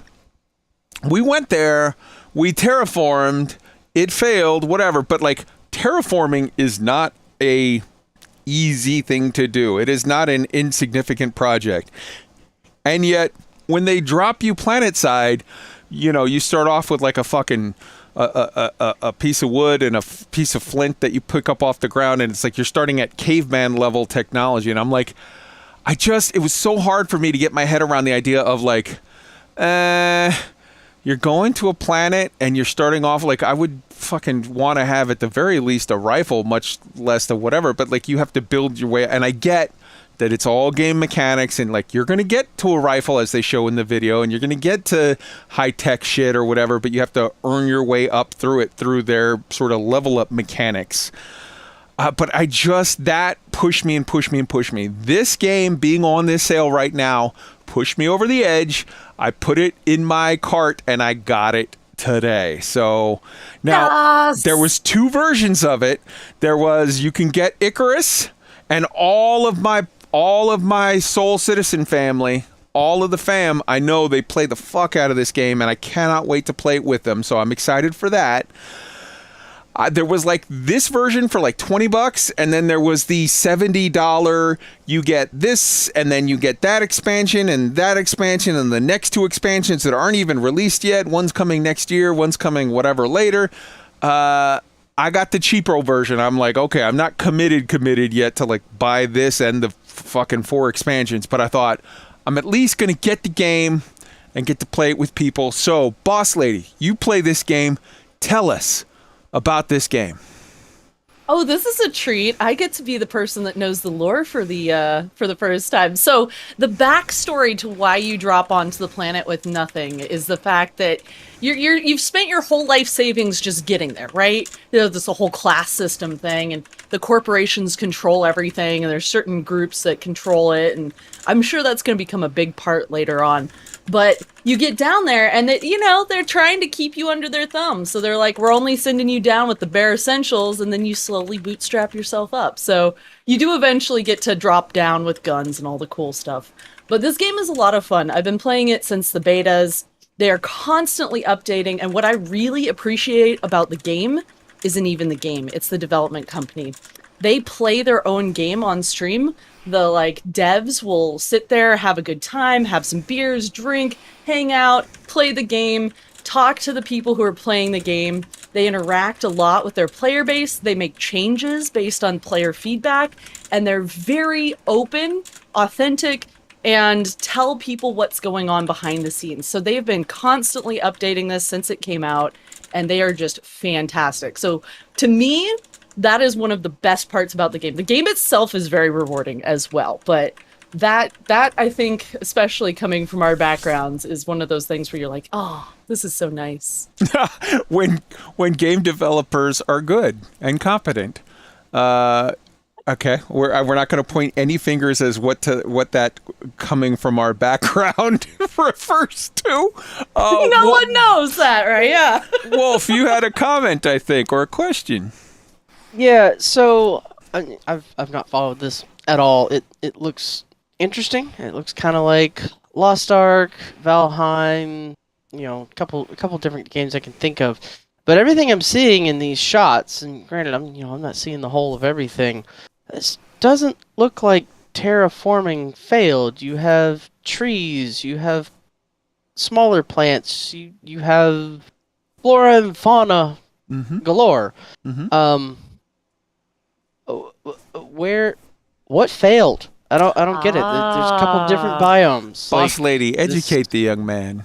All right, that's a good question. That was one of my first things when I dropped in. I'm like, this just looks like a normal, kind of like DayZ or something like that.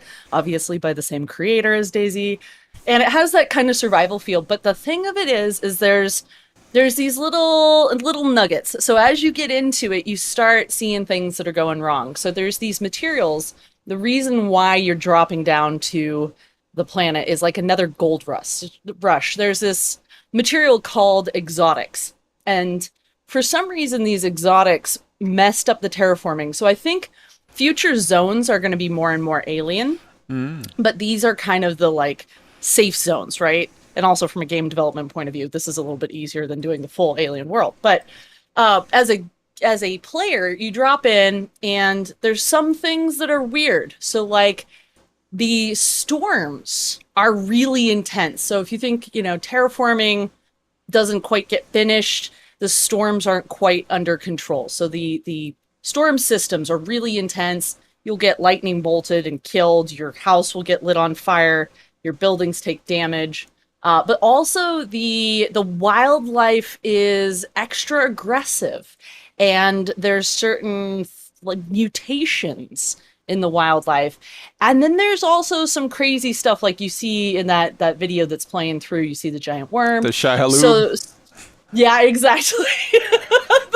the spice flow. But so I have a feeling that in the further expansions, they're going to get further into the alien world of it. But there is kind of this feeling of otherness. There's something going on behind the scenes, and each mission type and each progression, you kind of get a little bit more of the story going through. But yeah, I know that was kind of my first thing, was the same. Why do you drop down without high tech? And then, but it's really addicting. The dropping in and the timed missions, it's really addicting. I can't wait until Kai tries it. Here's one thing that I know about it just from, like I said, my friends at Soul Citizens talking about it and playing it. The way the game and we played this. We covered this game with the original trailer where it was like a movie where they were trying to discover the mystery of why the one chick, why did she not come back? And people were like, she committed suicide. And some people were like, she got murdered. And she was, we left her behind. I can't believe that. But that's this game that had that really cool mystery fucking with actors playing out parts. The thing that I know from my Soul Citizen friends is this is meant to be played in a group. You literally, the way that the backstory is, they drop you in a little pod, right? So you come down in a lander, and then you leave the lander, and you have to create shelter and get tools and upgrade your shit.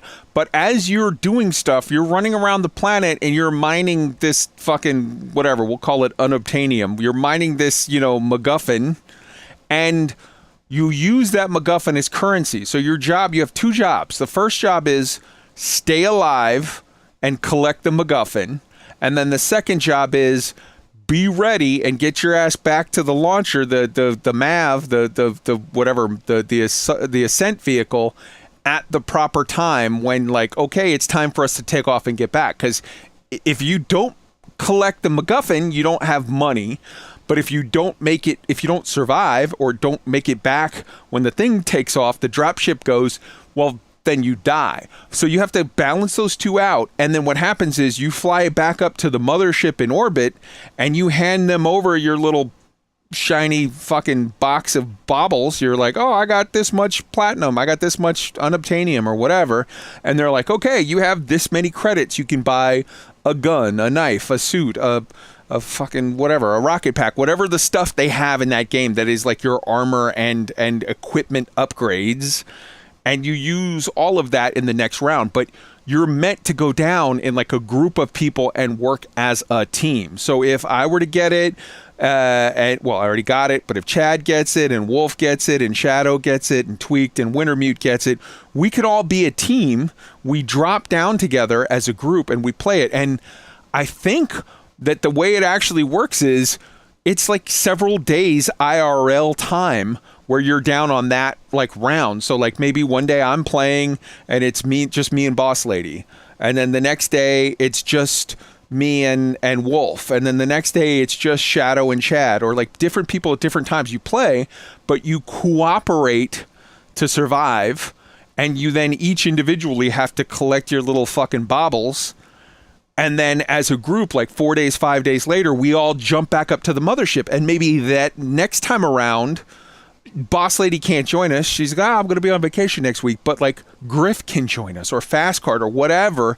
And we come down as a team and work together. I love, from hearing the Soul Citizen guys play this, I love just sitting in chat with them and hearing them all like, oh, okay, I got wood. Oh, I need fucking stone. Oh, somebody go get some fucking grass because we need to make whatever.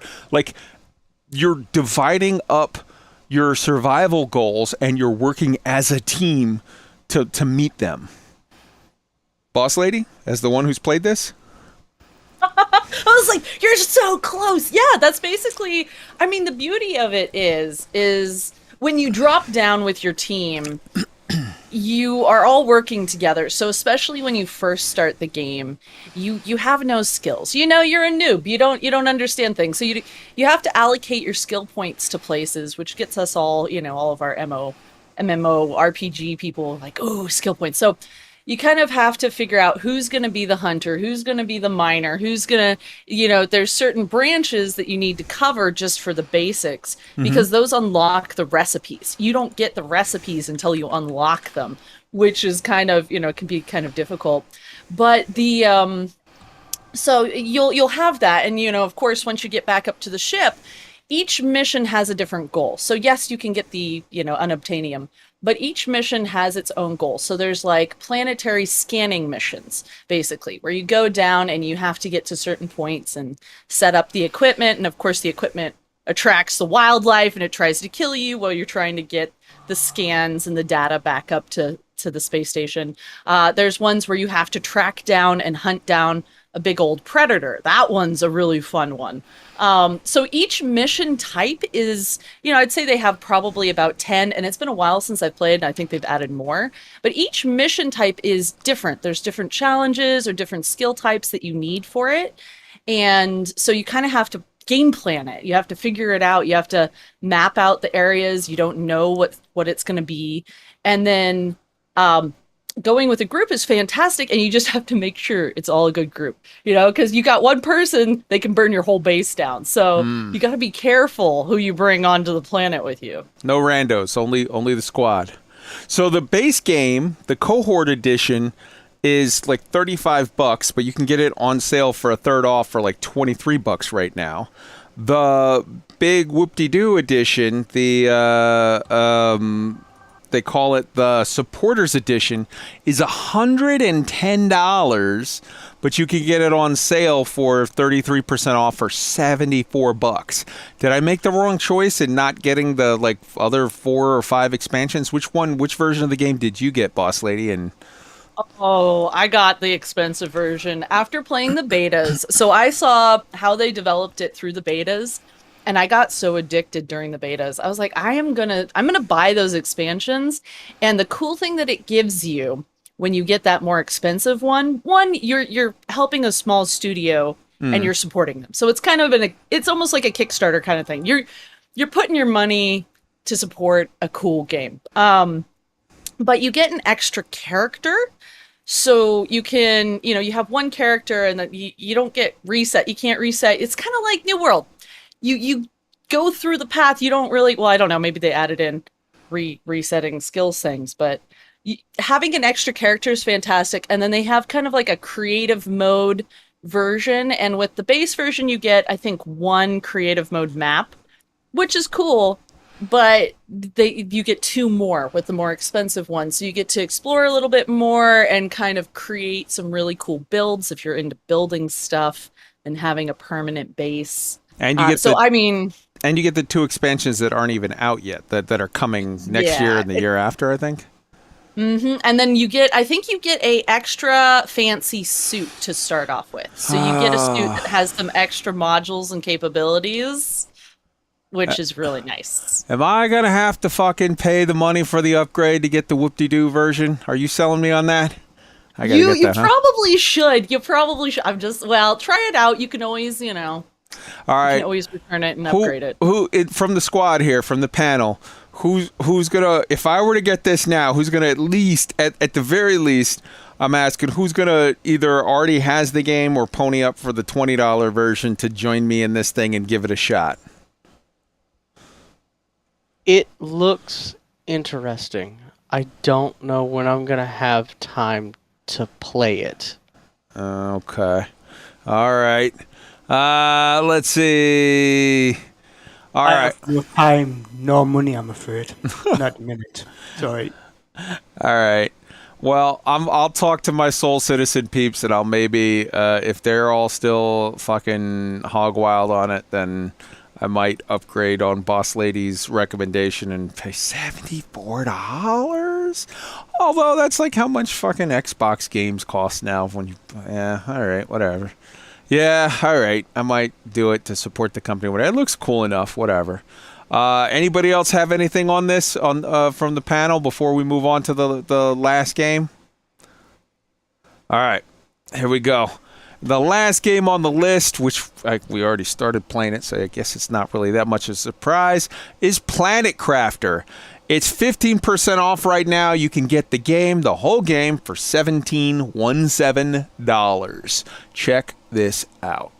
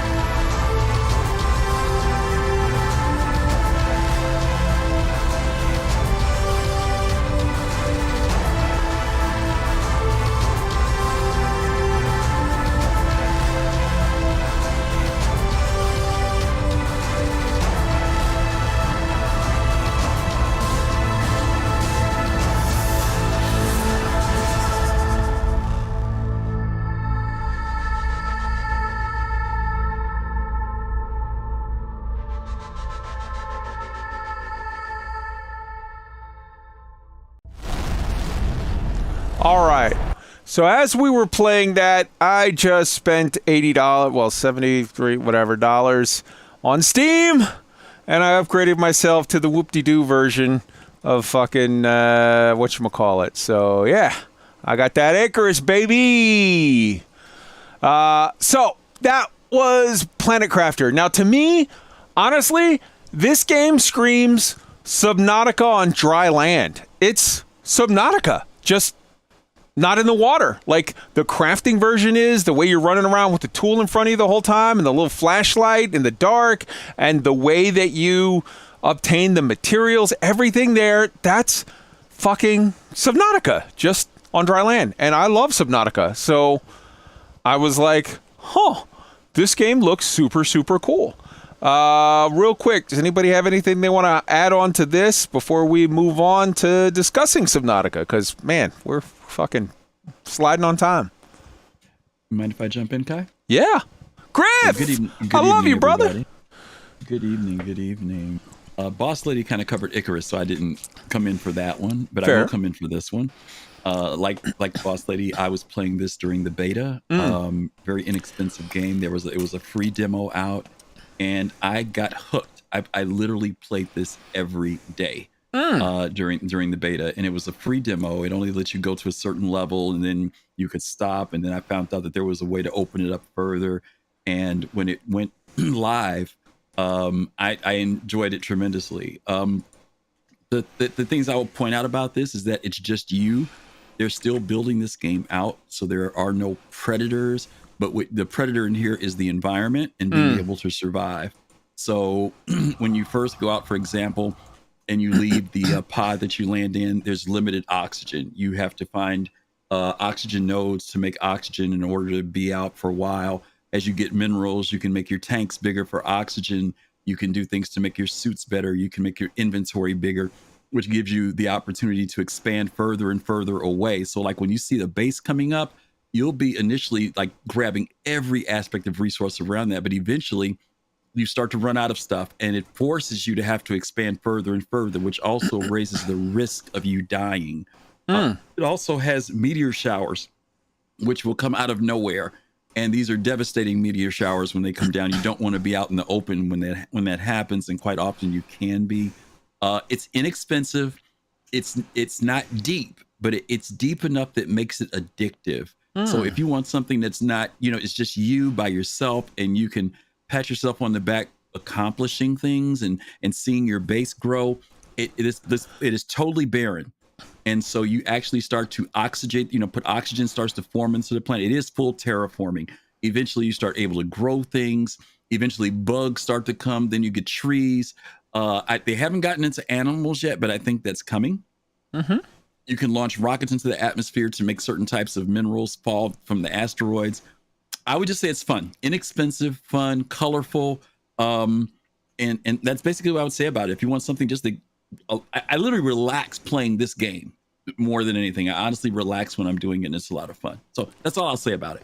And you can get it 15% off, so you get it literally for under $20 for the whole game right now. And they're still doing it.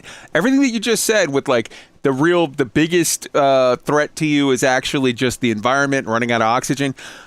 That just even more strongly confirms my feel of like, hey, and this is single player game. Hey, man, this is Subnautica on dry land. It's very now Subnautica is a little more advanced. Obviously, they made it to full release, so they had larger fauna that could be a threat. But I think you'll probably end up with that in this game too eventually. But give it a shot for now. It looks super cool. Based on your statement, Griff, I just put it in my thing. You guys cost me like $100 this show. God damn. Anybody else have anything on Planet Crafter before we move on to the Subnautica discussion? Not on Planet Crafter, but we're learning that you really don't respond well to peer pressure. It's not peer pressure. It's people that I could have 100 people tell me that a game is good, and I'll go, oh, that's nice. But people that I respect, like Boss Lady and Griff, okay, yeah, I'm in. All right. So that takes us to Subnautica. Let's pull this up, Asset 15. So I told you a couple weeks back that I started playing Subnautica and that I was going to give you my overall impressions of it when I was done. I have completed the game 100%. I built multiple bases. I built my base in the sort of shallows, that's like the big home base, and I built my base in the Lost River, in the deepest, darkest whatever. I went through all the aspects of the game, unlocked all the technologies, and in the end, built my rocket to get out and did the whole game, played all the way through, and absolutely loved it. Now, this is a single-player game. I'll say that for people. Single-player game.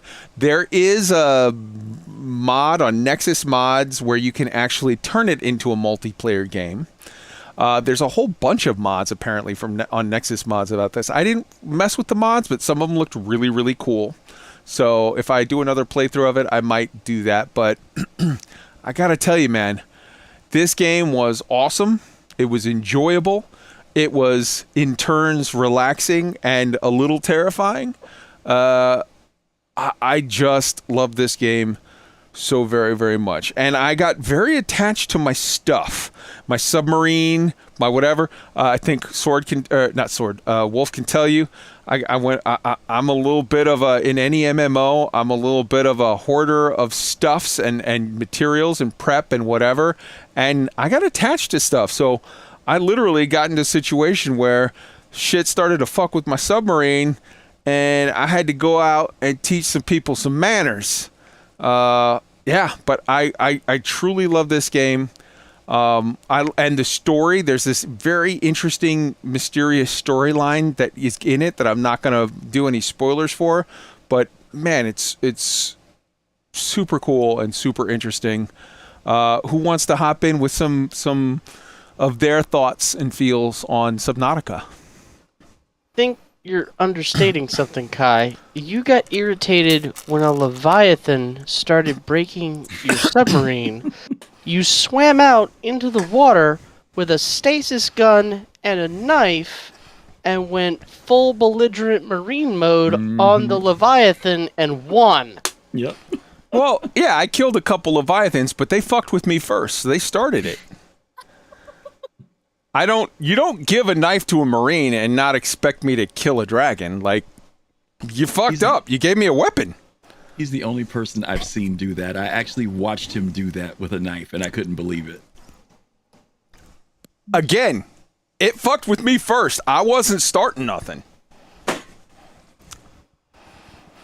I'm impressed. I'm impressed. It's just an 80-foot long sea dragon. It's not like you can't stab it to death eventually. Before it eats you. Yeah, you just gotta swim in circles. You gotta strafe. You gotta stay mobile and get your hooks in. Yeah, whatever. But it's a good get. Like, it's putting aside the whole fighting dragons with a pocket knife. Anybody hop in with your feels? I know some of you guys have played this game. Who all played this game and give without the big story hook spoiler, give some feels on this. I have never played this game. I have a lot of friends that have in the past, but for some reason I've never picked it up and tried it.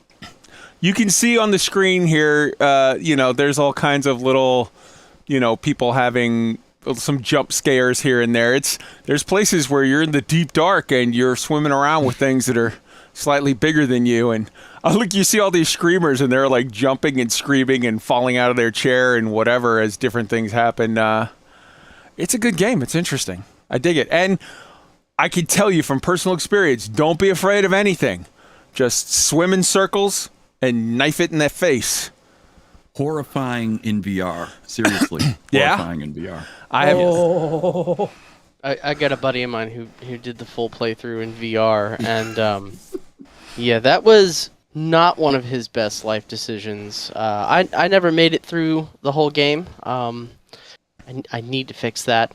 It's a beautiful game. It was very fun. I found it very relaxing, coupled with every now and again, now it's time to yell. Like, it's no joke. Things will come out of the deep dark to chew on you a little bit, and I was not nearly as cowboy mentality as Kai with that knife, but I think now I'm gonna keep that in the back of my mind. Hell yeah, man! It's nothing's there to worry about. You just deal with it. Like right there, they were just showing some Reaper Leviathans. Those guys are the medium-sized boys. Then you got the Ghost Reaper Leviathans, which are the larger boys. And then you got the Sea Dragon Leviathan, which are the biggest boys of all. There's only one thing bigger than a Sea Dragon, but you can't actually experience it in the game alive. But you definitely see its what do you call it? You see its like skeleton or whatever. You know, see, look there's a sea, there's a what do you call it? Reaper Leviathan. That's not that scary. He's just a big fish. Whatever. All right. So that is my sort of post-completion review of Subnautica. I thought it was a phenomenal game. Yeah, it's very cool. It's very relaxing in the shallows. Not as relaxing deeper in, but more exciting for sure. And Wolf, you saw my submarine setup. I had like, I legit had like 400 lockers in my submarine. I was. Your ability to pack rat and hoard is worthy of mention on certain TV shows. What you did to the interior of that submarine was nothing more than an absolute atrocity of, I have storage at anything that I can look at, because if I can see a wall, it needs a box stuck to it. Mm-hmm. Yeah, because when you're gonna go deep, you might as well take ammo. What do you want? Yeah, hell yeah. Look at that guy. Look at that little fish right there saying hello to your submarine. Now, in fairness, that little fish is about 10 times the size of your submarine. But yeah, there you go. There's the fish and the sub right next to each other. It's a good game. It's a good game. All right, so let's hop on to books. We've got right off the bat. Well, the only one that I've got to discuss this week is Ready Player 2. Check this out.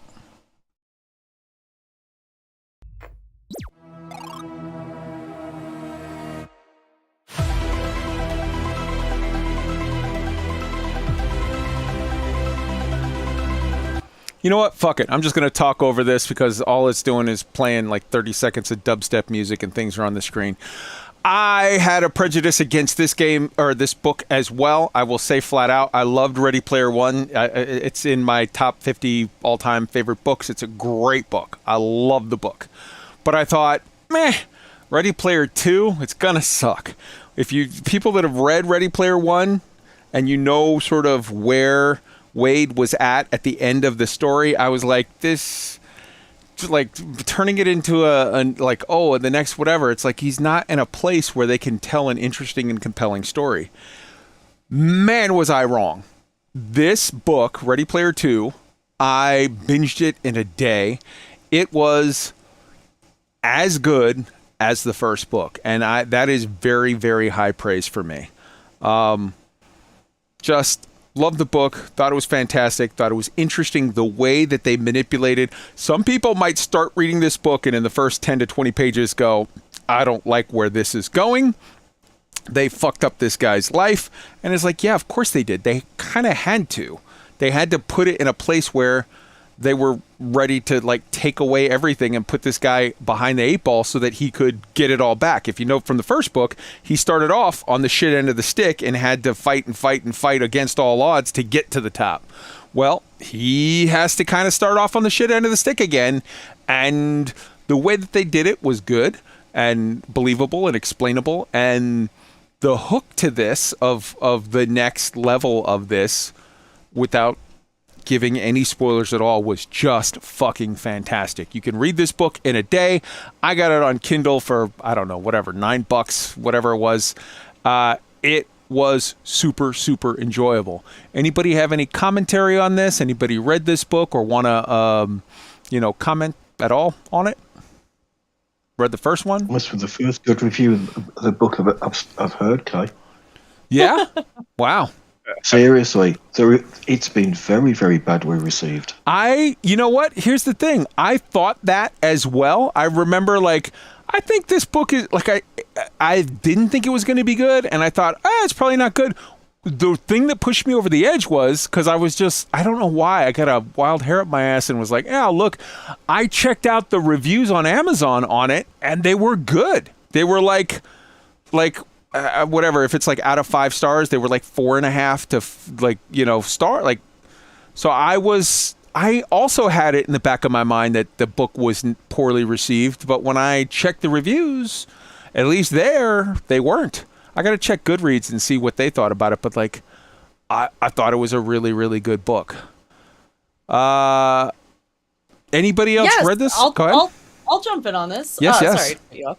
I had the same thing because Ready Player One is fan-freaking-tastic and amazing. And what I would say is maybe even for me, the first third of the book was really rough because you leave him at such a good place, and then you have to watch him go back to, like you said it well, the short end of the stick. But what I love about both of the books and what they do really well is they dive into all the nerdy 80s stuff. So I think I listened to this one while I was road tripping last year. And I remember being like my fingers were twitching to like Google or pull up different songs. Or, there was a lot of reference for, I believe, a lot of Lord of the Rings stuff. Oh, yeah. But I was just like, oh gosh, it just made me want to get into all of those other areas. And it just gets so nerdy and fantastic that it still has that piece. And I think if that's what you guys liked in the first book, you're going to like it in the second book. And the way that the story goes, I think you're right. Like, it was a really interesting kind of almost like a counterpoint to the first book, and it was really good. I enjoyed it. I would say it's not one of my top 50, but like it was a worthwhile sequel. I just pulled it up on Goodreads. It's 3.5 out of 5 stars. It was very well reviewed on Goodreads as well as on Amazon. So yeah, I had the feeling that like this was gonna be shite, and that I don't know why I had it in my head that like, oh, I saw a thing about it where they said it was shite. It wasn't. It was really good. And I read it, I just wanted to read it, but if you choose to do the audible, whatever version of it, both this and the first book are read out by Will Wheaton in a fucking amazing way. Like, I've read reviews from people who are like, oh, the way that he did this was just fucking top notch. Really, really well done. So I have now read, I think, everything that Ernest Cline has put out. I've read Ready Player One, Ready Player Two, and Armada. And Ready Player One, I loved the most. Just behind it, Ready Player Two. Just behind that, Armada. I thought all of them were good in their own way. All right, we're running late, so let's hop into what's up next. I think it's Nomansky. Yeah, we're ready for Nomansky. Check this out.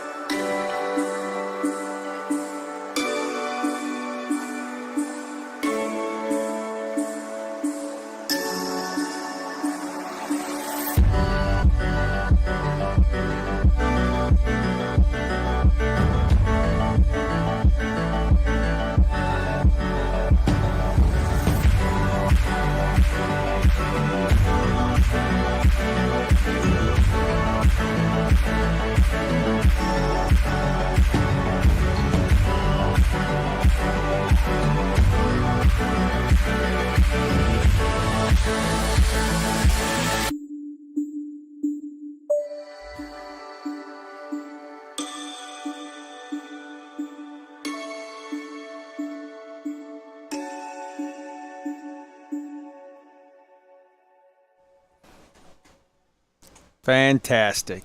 All right, so that was, hold on, I want to call it out properly. That was, boy, this is going to be fun. The name of the guy who did this was Jchystera, Jchystera, and that was a tribute to No Man's Sky. A link is in the show notes, and Wolf is putting a link right now in the stream, the live stream for both Twitch and YouTube, so you can go check it out. Go support this guy, subscribe to his channel, you know, give him thumbs up, watch his stuff. Very cool content creator, and some of those bases there he actually made. And then other ones were like bases that he visited with friends and whatnot. Very, very cool stuff. Very, very cool guy. Anybody want to hop in with any commentary on this amazing little tribute? I'm always amazed at what the bases can be created with No Man's Sky with a bit of practice. Hell yeah. Hell yeah. All right. And the second video that we have to discuss, I'm just going to play this in the background muted while we actually discuss it. Let me click here on picture in picture. Let's hope this one works. Watch hilariously, now that I don't want it to have sound, now we'll have sound on this. Picture in picture. I'm getting used to this. All right. This is Obsidian Ant's video. This is how capital ships should, in all caps. No, this in all caps. How capital ships should, in all caps, be done.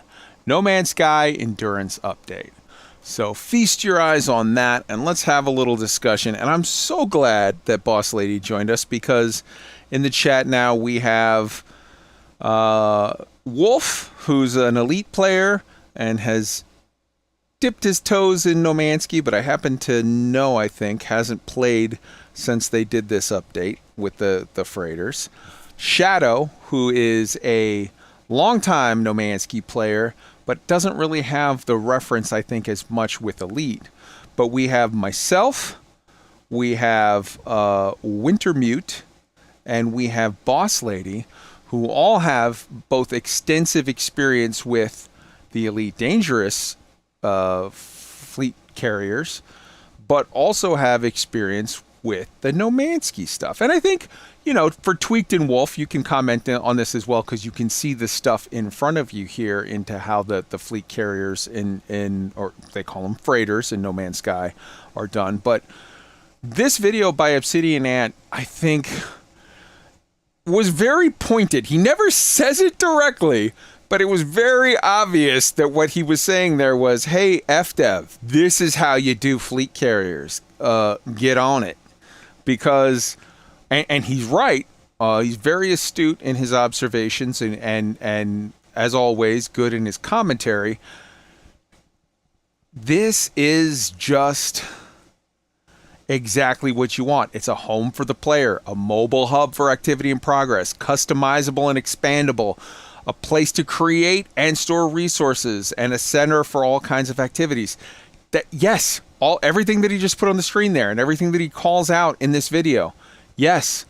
Whereas fleet carriers in Elite Dangerous are a place that you can store some ships and some materials, but it has very, very limited use cases, and you don't have the ability to customize it and to set it up exactly how you want. And I mean, you can run around on your fleet carrier now. They've added that. Good on them. But it's like you're running around in one sort of standard mini mall kiosk setup of, it's like one room and it's the same as everybody else's, as opposed to this right here, where inside and outside you can create doors and hallways and elevators and all of this stuff that goes to all of these places, and you can make each fleet carrier is truly, or freighter, I'm sorry, in this game, is truly unique. I always call it fleet carriers, even in No Man's Sky. I just do. But like, God, they're so much better and so much more useful than they have in Elite. And in fairness, Star Citizen doesn't have this at all yet. They have carriers that will be coming into the game in the future, but it's not fair in any way to compare and contrast what the carriers in Star Citizen can do, because they're not there yet, versus what the ones in No Man's Sky can do. Other than to say this, the ones in No Man's Sky are basically free. We all know that that's not going to be the case in Star Citizen, so weigh that however you will. But, you know, other than that, why don't we start with Wintermute? Your thoughts on this video? I saw this video when it dropped 2 weeks ago. I thought it's a very good video from Ant. And like you, I thought, yeah, this is having a go at F-Dev. But then he's also talking about capital ships in general. Because while I've been thinking about this, I just remember another game where capital ships are done properly. And Ant's probably forgotten about that, and that's Homeworld. Oh, hell yeah. And Homeworld 3, we're going to be talking about coming up soon, is coming out. But go ahead. Sorry. Yeah, but that's not what Ant was getting at. I mean, let's go back to Elite. A fleet carrier in Elite is effectively a mobile space station that can jump 500 light years. And that's it. That's all it is. It's very useful. Okay, I've got one. I got one the day they dropped in Elite, which is what? Same. June 2020? Yep. After grinding for it for months. And I found it useful. No, you look at like you. I still call them. I call them fleet carriers in the Mansky as well. No, that in Nemansky is a truly useful piece of technology. Just the way you can customize it, yeah. Yeah, I mean, that's always been the way. And it's a case of a new player can get one after jumping, was it 5 times within a 3-0 period, and you get a free one. Yeah. And if you're clever, you don't take the first one, you can get an even better one.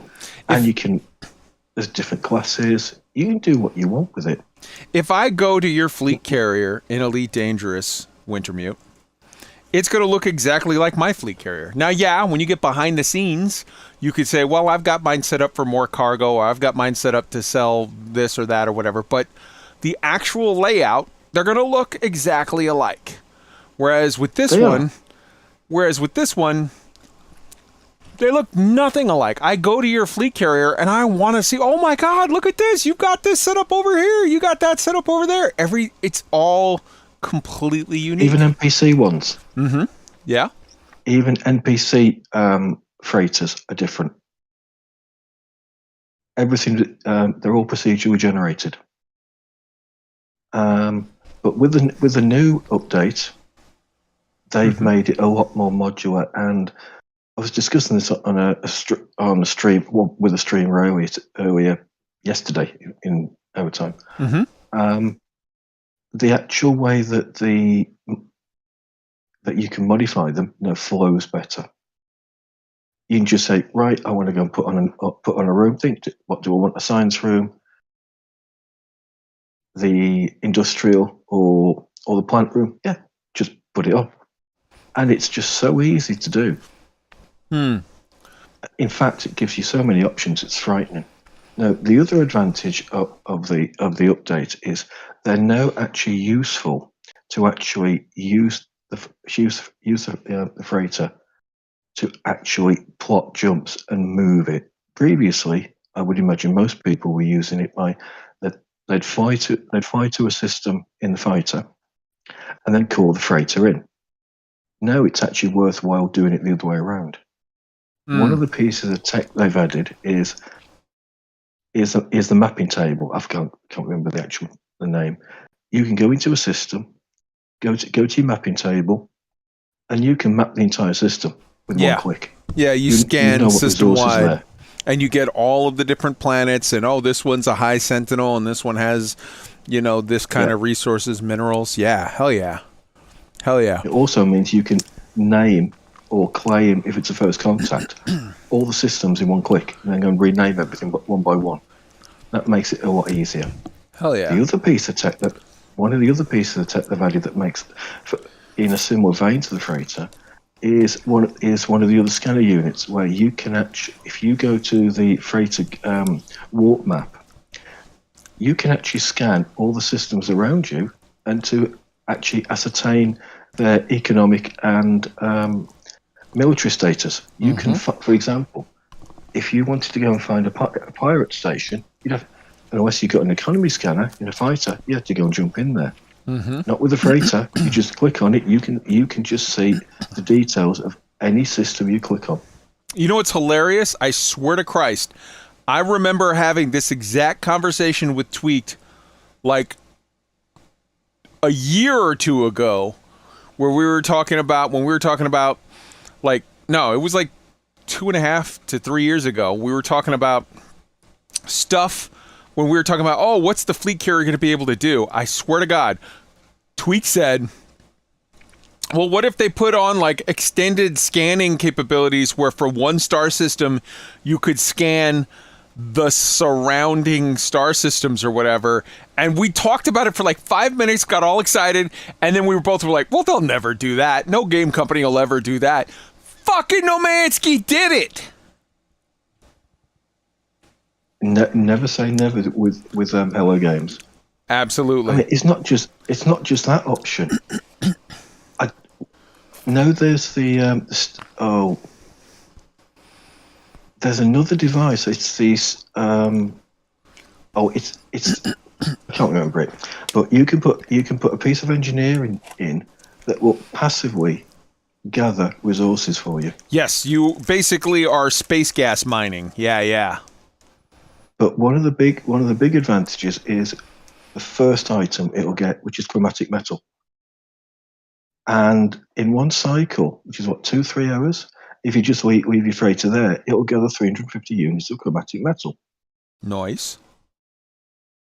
Of course, you're not limited to how many of these devices you can put on the ship. I think I've got nine of them on my freighter. I can start selling chromatic metal back to the stations. You know what that sounds like to me when I hear you say that? You know that meme with what's his name? What the fuck is that crazy guy who said Sandy Hook didn't happen? The conspiracy guy, Alex Jones. It sounds like the meme where Alex Jones is like, they don't want you to know this, but the ducks in the park are free. I have 19 ducks in my house. Boss lady, hop in on this. What do you think of? I know you've done the Nomansky and you've done the Elite. What do you think about this video by Ant? What do you think about, or if you haven't seen this one in particular, just comparing and contrasting the difference between the capital ships in No Man's Sky and Elite? Sorry, I'm still cracking up over the ducks.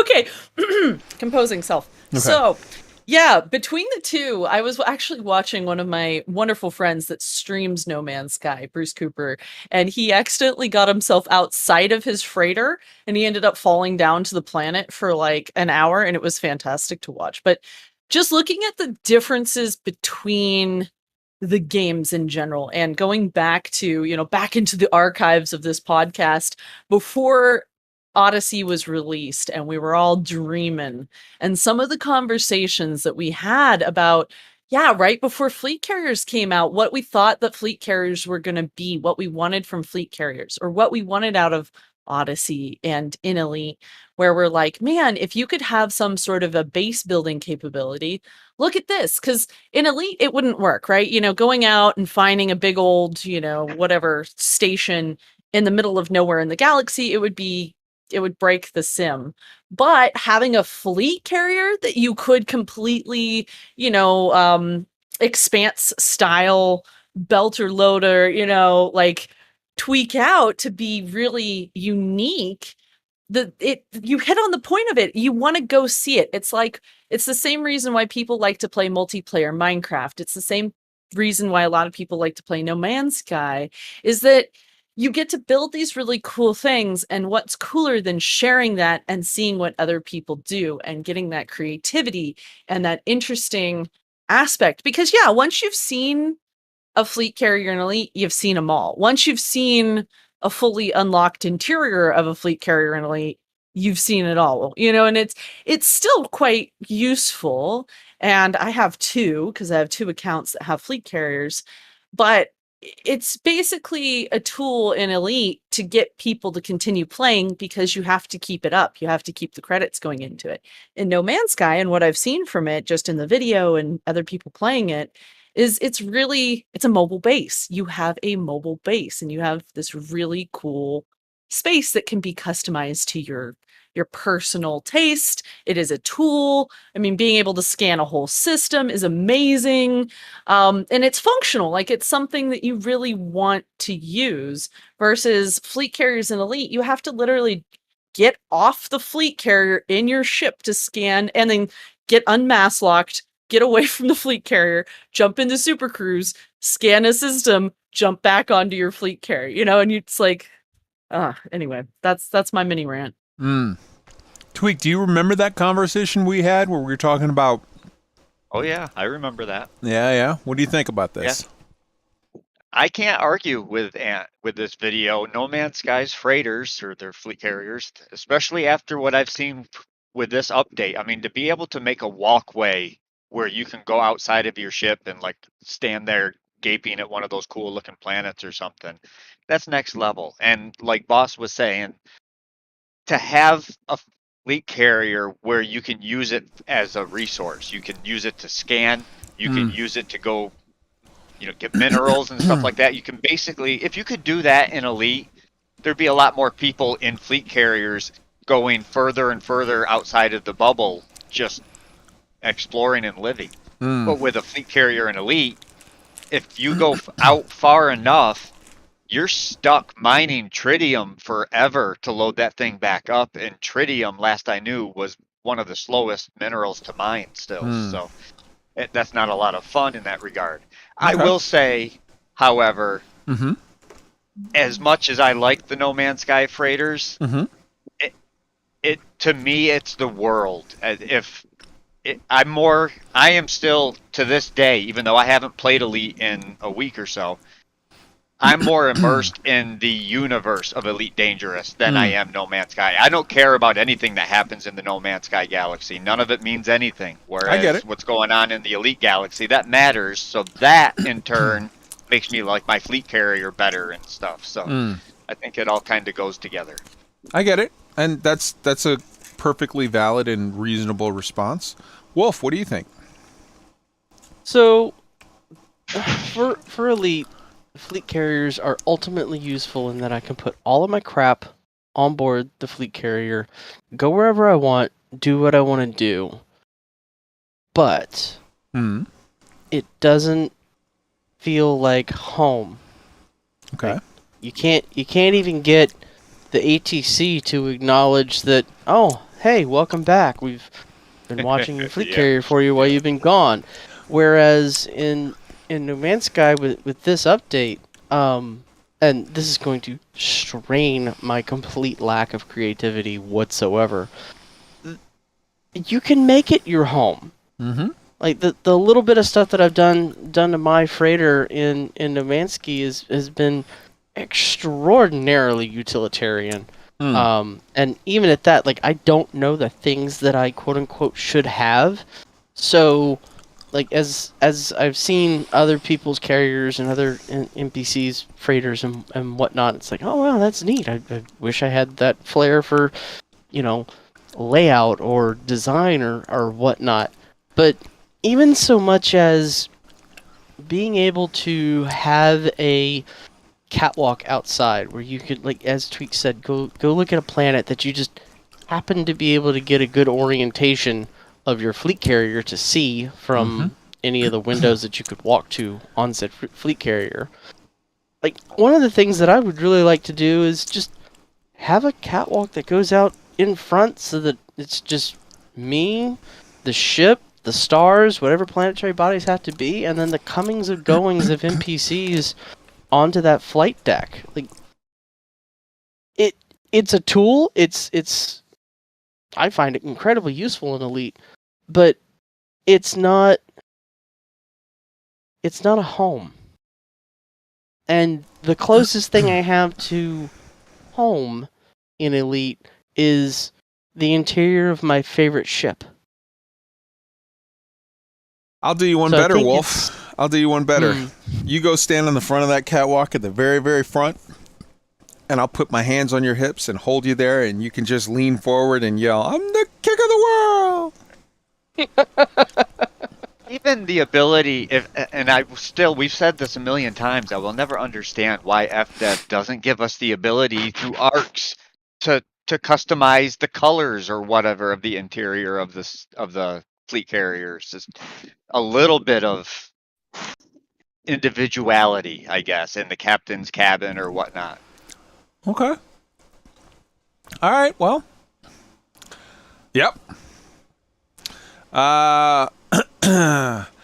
So the No Man's Sky Polestar Expedition, they've extended it till September 21st. You've got 7 weeks left. And I lastly want to point out that patch 3.98 dropped with a ton of fixes, and due to popular demand, staircases were added. Hooray! New patch on the experimental now that should roll out soon, TM. It occurs to me, Shadow, I think we kind of didn't really get to you on the Obsidian Ant video, so I want to just anybody who wants to close out anything on No Man's Sky before we move on to Star Citizen, please, please, please hop in now. All I would say is that one of the philosophies of HG seems to be that whatever they have in game needs to be relevant and meaningful. When freighters were introduced back in the Foundation update, you only had 250 items max in an inventory slot. So when they were introduced, freighters were useful as your storage device, basically. Now, when they increased their max inventory in normal up to 9,999, that really took some of the utility of freighters away. So they've basically gone along with the philosophy of revisiting it and thinking, how can we make these freighters relevant again to the player base? And they've done that by making it, as Wolf have suggested, a home in the stars. It is literally can be your home if you put the effort into it. And they've turned it into a true capital vessel that can perform what you'd expect a proper capital vessel to do. So they've really elevated the feature to the point that it is again relevant to the game. And if you have a live service game, keeping all your features relevant is how you keep the game alive. So it's a great update. Well said. Now, the downside is, of course, in No Man's Sky, you have to pay millions of credits a day to keep your fleet. Oh, wait a second. No, I forgot. They're absolutely free when you buy them, and there's zero upkeep. Yeah. Okay. Whoopsie. All right. Let's hop on to Star Citizen. Let's start with a little video by Arity called Star Citizen Time-Lapse Cinematic. Wolf's going to pop it in the show notes. I'm going to play it for you right now. Enjoy 5 minutes, well, almost 6 minutes of quality zen here.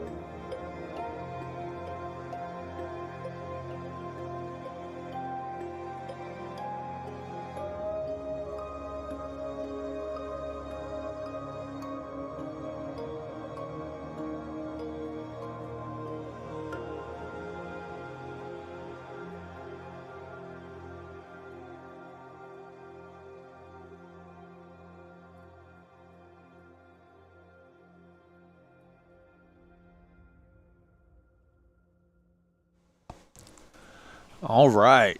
So, link is in the show notes and was already posted in the live chat for you guys. That was Aerody, Star Citizen time-lapse cinematic. Fucking phenomenal stuff. All right, so let's get to Star Citizen news for the week. Right off the bat, let's start off with, let me put this into picture-in-picture. Here we go, picture-in-picture mode.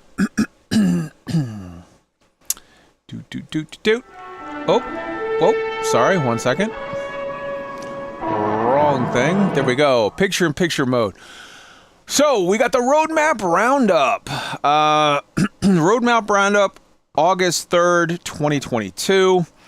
Cards added to the release view for 3.18. Daymar crash site, point of interest, that's going to have HABs, a crashed MSR and 600i wreckage, location for puzzle, traversal, hostile AI, missions, etc., etc., etc.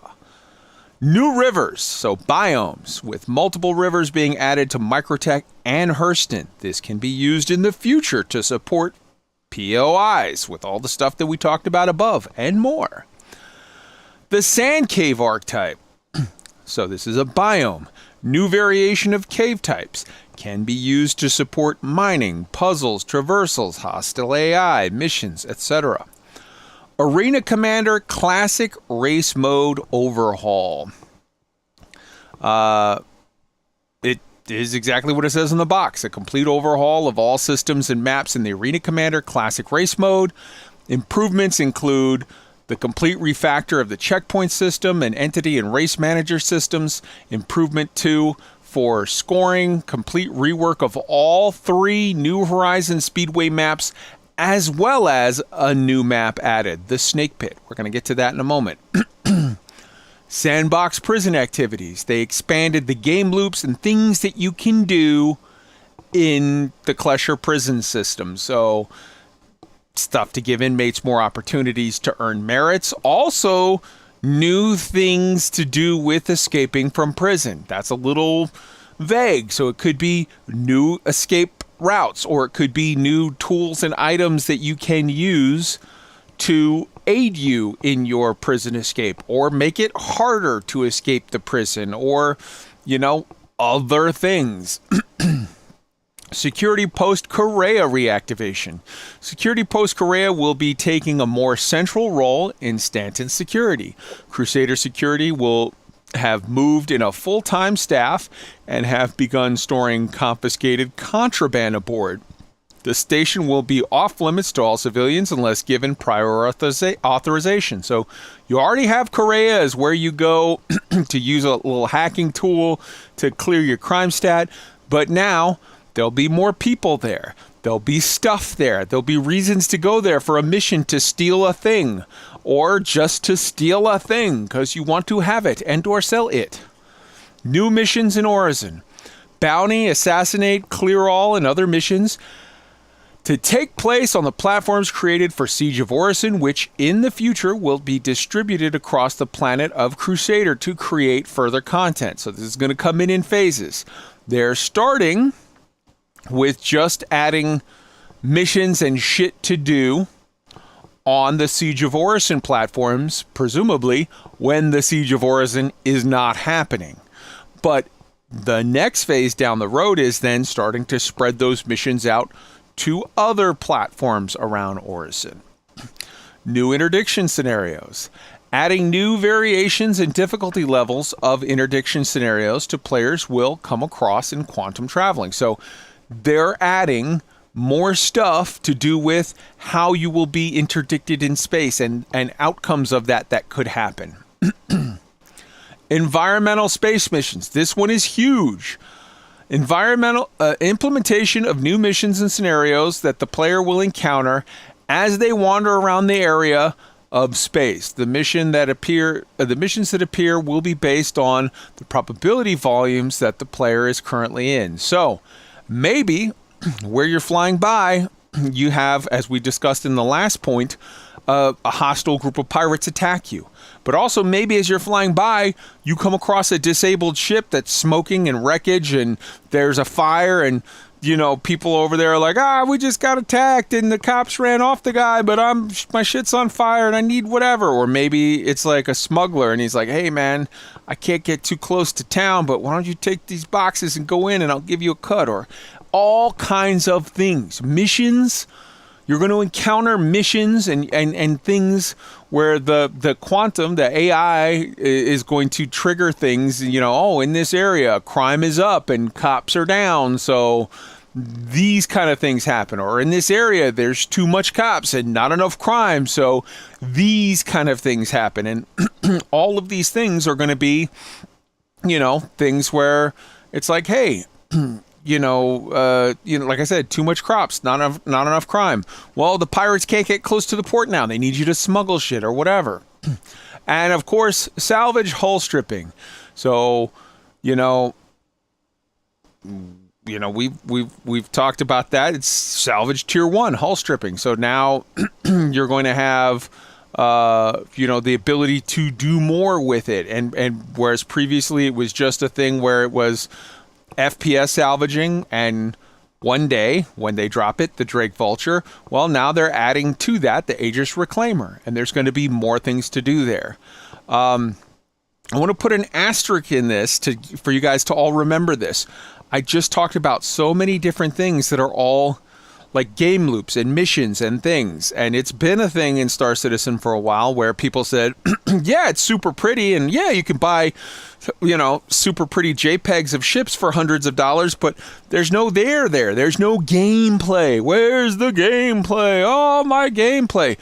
What did I just read to you? Lots of gameplay. We're at that point where it's like new missions, new interdiction scenarios, environmental missions, locations where there's puzzles and traversal and hostile AI and mission.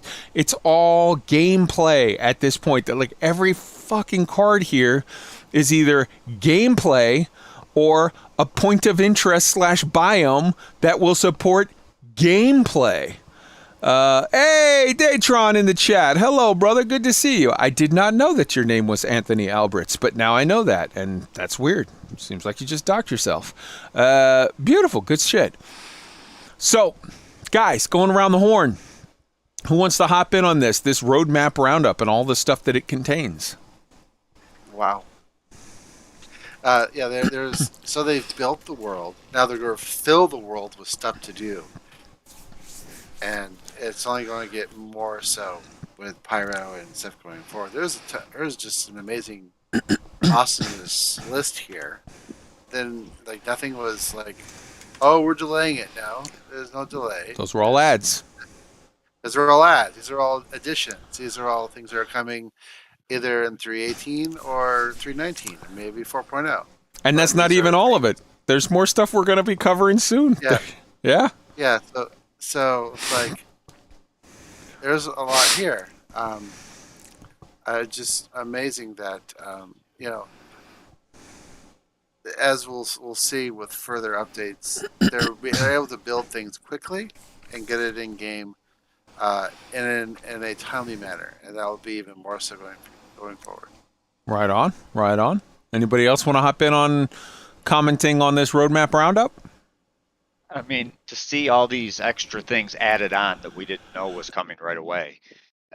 Like you said, environmental space missions, the new interdictions, those types of things could affect you at any given time during a playthrough on a night. And those kind of things really aren't happening right now. So if I'm flying from Orison over to Daymar and I get some, I'm going to do a bounty mission or something, but in between I get some really cool save the ship mission or something like that, that could make for a really emergent, fun, co-op possible night of space adventuring that you just won't really find anywhere else. Or before you even get to do your mission, you get interdicted, and now, oh shit, they jumped you, and you got to deal with it. Yeah. All kinds of options. Hell yeah. Possibilities. Hell yeah. Anybody else on this before I move to the next thing? It's clearly a scam. It's just another further step along the road of becoming a proper game. Mm-hmm. So it's just good news. Hell yeah, absolutely. All right, that takes us to a new and dark aspect to life in the verse has just arrived. So this right here on the screen that you're seeing, this is the sneak peek that was this week's sneak peek that they dropped for stuff in Star Citizen. And it's very clear to me, at least, that this is yet another of the many, many, many that they've given us in the last year or so. And if you look at 3/4 of all the stuff that they've shown this year of, like, you know, sneak peeks and stuff that's coming, this, that, and the other, has been the road to Pyro. All of Pyro locations and Pyro neat stuff and Pyro. And I am digging all of it. So let's zoom in a little here and take a closer look. What do we have? What we have is a scary looking metal basin, a sink, if you will, that has caked and dried blood in different areas around it, and small pools of blood at the bottom that have yet to drain. A bloody handprint in a real high-class looking room here. Some real fucking scary, some psycho killer's basement. You've got a couple of bags here that are like empty body bags or whatever, where obviously someone has not had a great time in that tub. And when I saw it, the first thing that came to my mind was legitimately the story that they had of the cartel guy. There was like a Mexican drug cartel guy that he had melted in tubs, like hundreds of bodies of people that the cartel wanted to get rid of, and they were just like body disposal. And I was like, holy shit, Star Citizen is getting dark with this. But then if you take a look at here, and this will be the next image, which is picture-in-picture 5 for you to link for the crowd, Wolf. This right here is a shot from the contract manager of one of the new missions, the what is it, black market, the criminal box missions that are in game, cargo delivery, pickup, whatever missions, retrieval missions that are in game. So let's zoom in on this a little bit for people to see. So contract manager, okay, personal missions, yeah, delivery, breach and steal. Let's take a look at this. Let's zoom over here and check this out. So 73,000 alpha UEC. You have a short time from unknown. So a dark and mysterious person just sent you a message. Hey there, Ninetales got themselves a little problem. As it turns out, they got a little side biz in the underground organ trade. Now that an area is generally but so, you know, yada yada yada, thing and a thing. The mission is get aboard, sneak aboard this October Rising ship, get the package, which is like, hey, they don't want you to rescue the people. They're criminals. They don't want you to get the ship back. They know that's not happening. They want you to sneak aboard the ship, go find the crate that's got this guy's kidney, and like fucking bring back the kidney because they got a buyer for the kidney. They want whatever.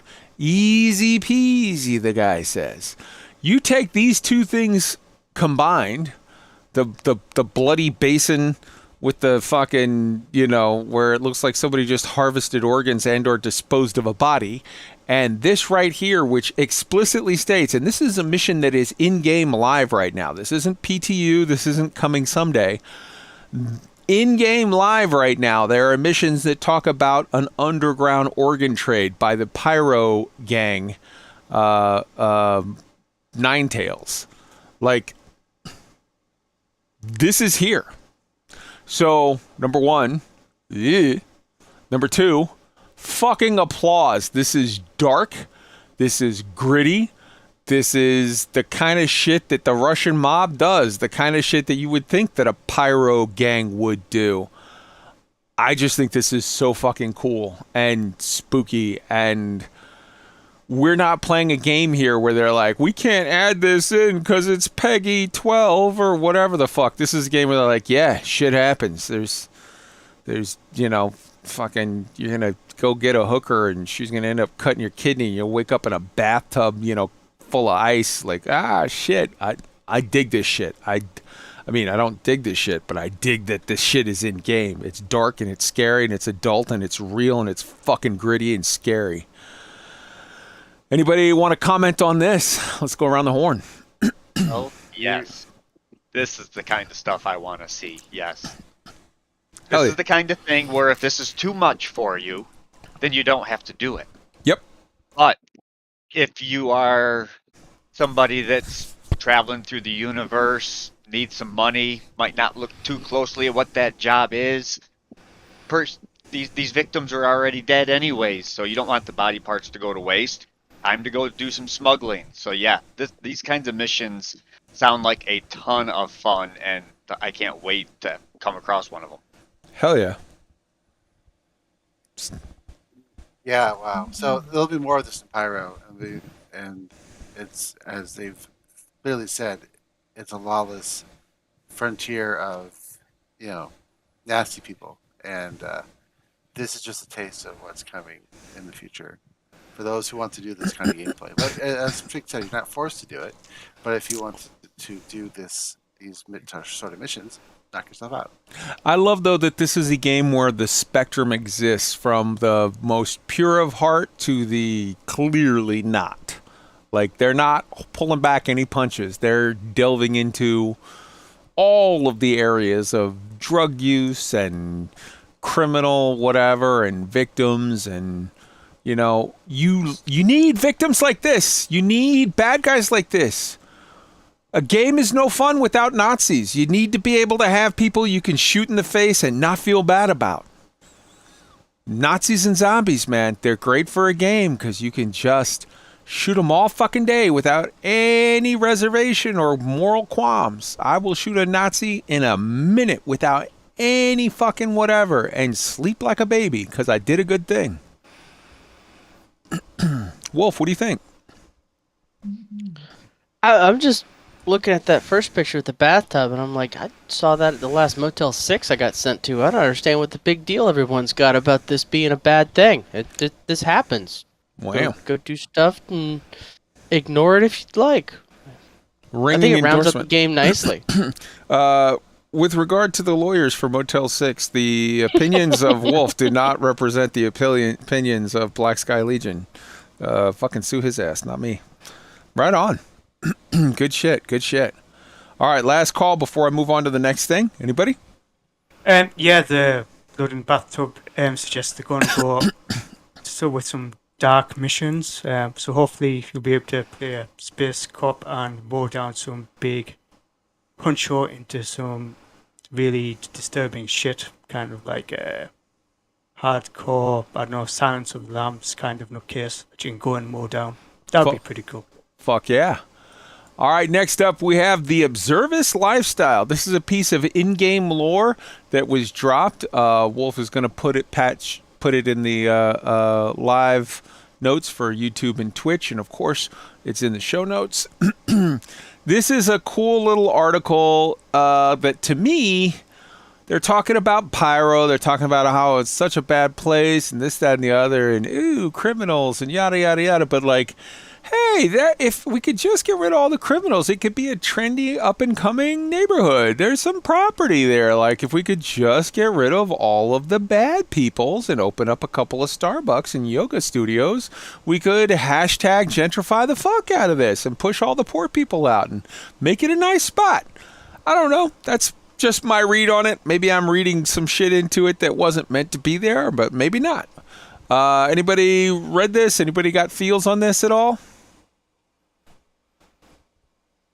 Okay. Just more flavor for the backstory and for the lore. Hell yeah. I don't know if it comes to criminals and pirates and gangs and yuppies. I don't know who I'm rooting for or against in that one. But yeah, right on. All right. Next up, we've got the PU Monthly Report. The PU Monthly Report talks about the stuff they've been working on. Wolf's going to put a link in the notes for you there. They talk about AI content, fixing things and working on bugs and dealing with animations and yada, yada, yada.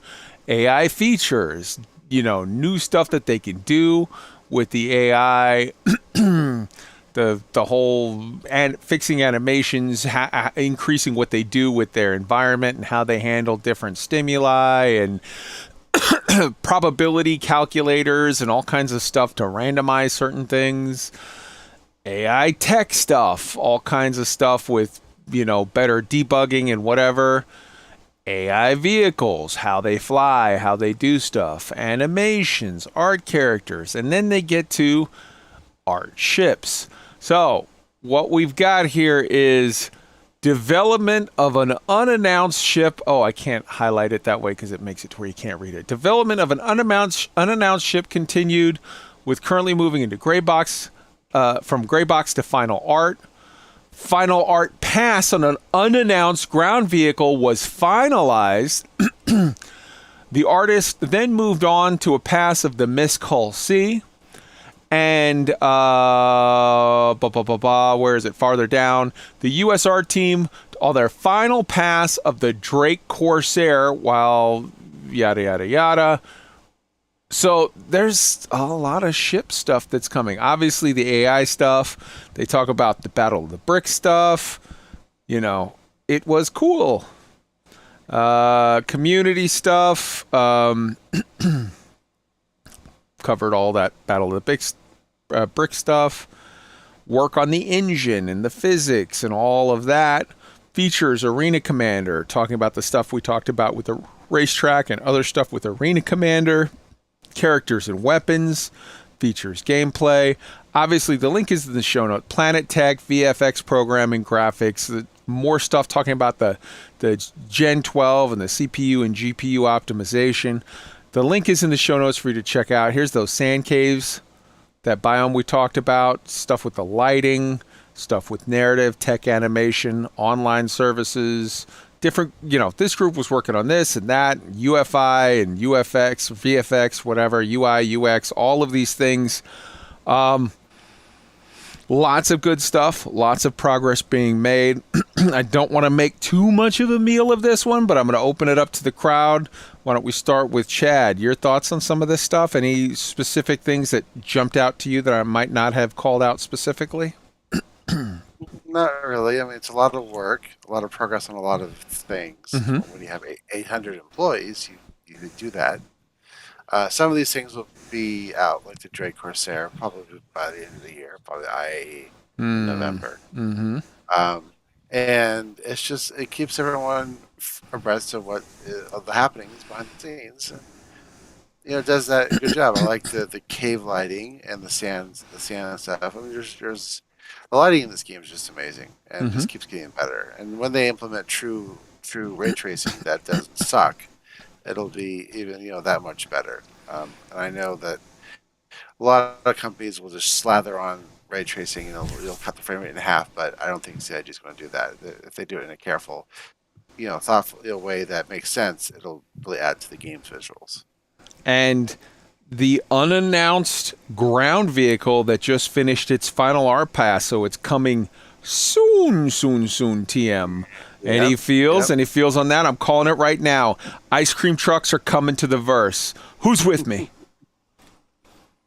Playing that little jingle of a song. Mm-hmm. I have no idea what it would be. That's just... maybe it's something when they're introducing the physics tech for the ground vehicle, something that would take advantage of it. Maybe some kind of new racing ground vehicle. I don't know. It's just a sheer guess. Who knows? Okay. Anybody else have anything on this one before we hop on to the next? All right. Let's see here.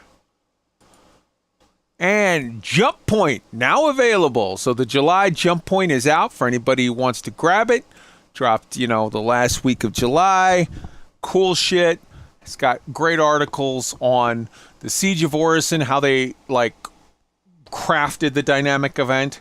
Maria Pure of Heart and the Galactopedia covering Crusaders Moon Yella. So if you're a subscriber, make sure you go and check it out. It is good stuff. And the August 22, 2022, subscribers promotion. So we're starting off with Oh boy, I'm going to actually say this out loud. We're starting off with holographic cockpit flags. So, like a week ago, maybe 2 weeks ago, we had bobbleheads that you could put on your cockpit. And now they have little flags that you could put on your cockpit. I got to say, I could not give less of a fuck about little flags that I can put as, bobblehead type cockpit flare.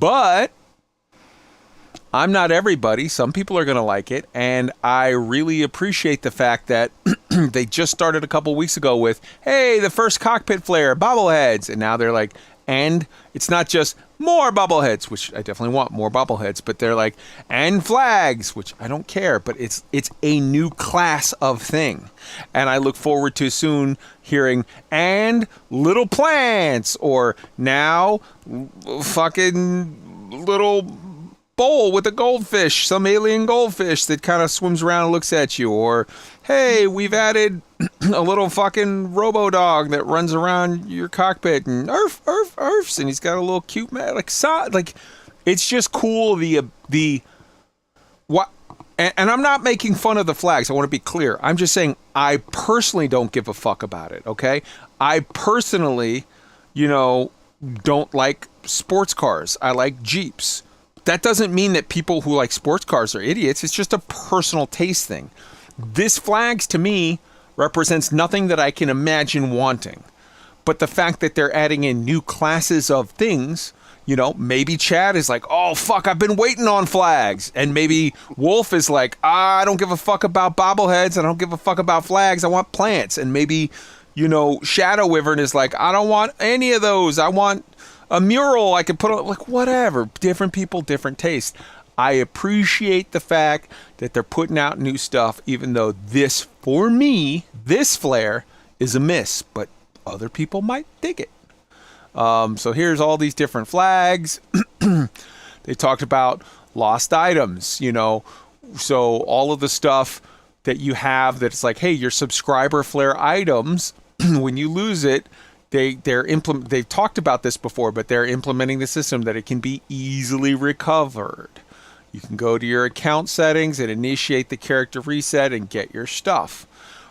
In the future, they've talked about like having a place where you can go and like quote unquote buy back your stuff for like a very small amount, or claim it like a lost and found.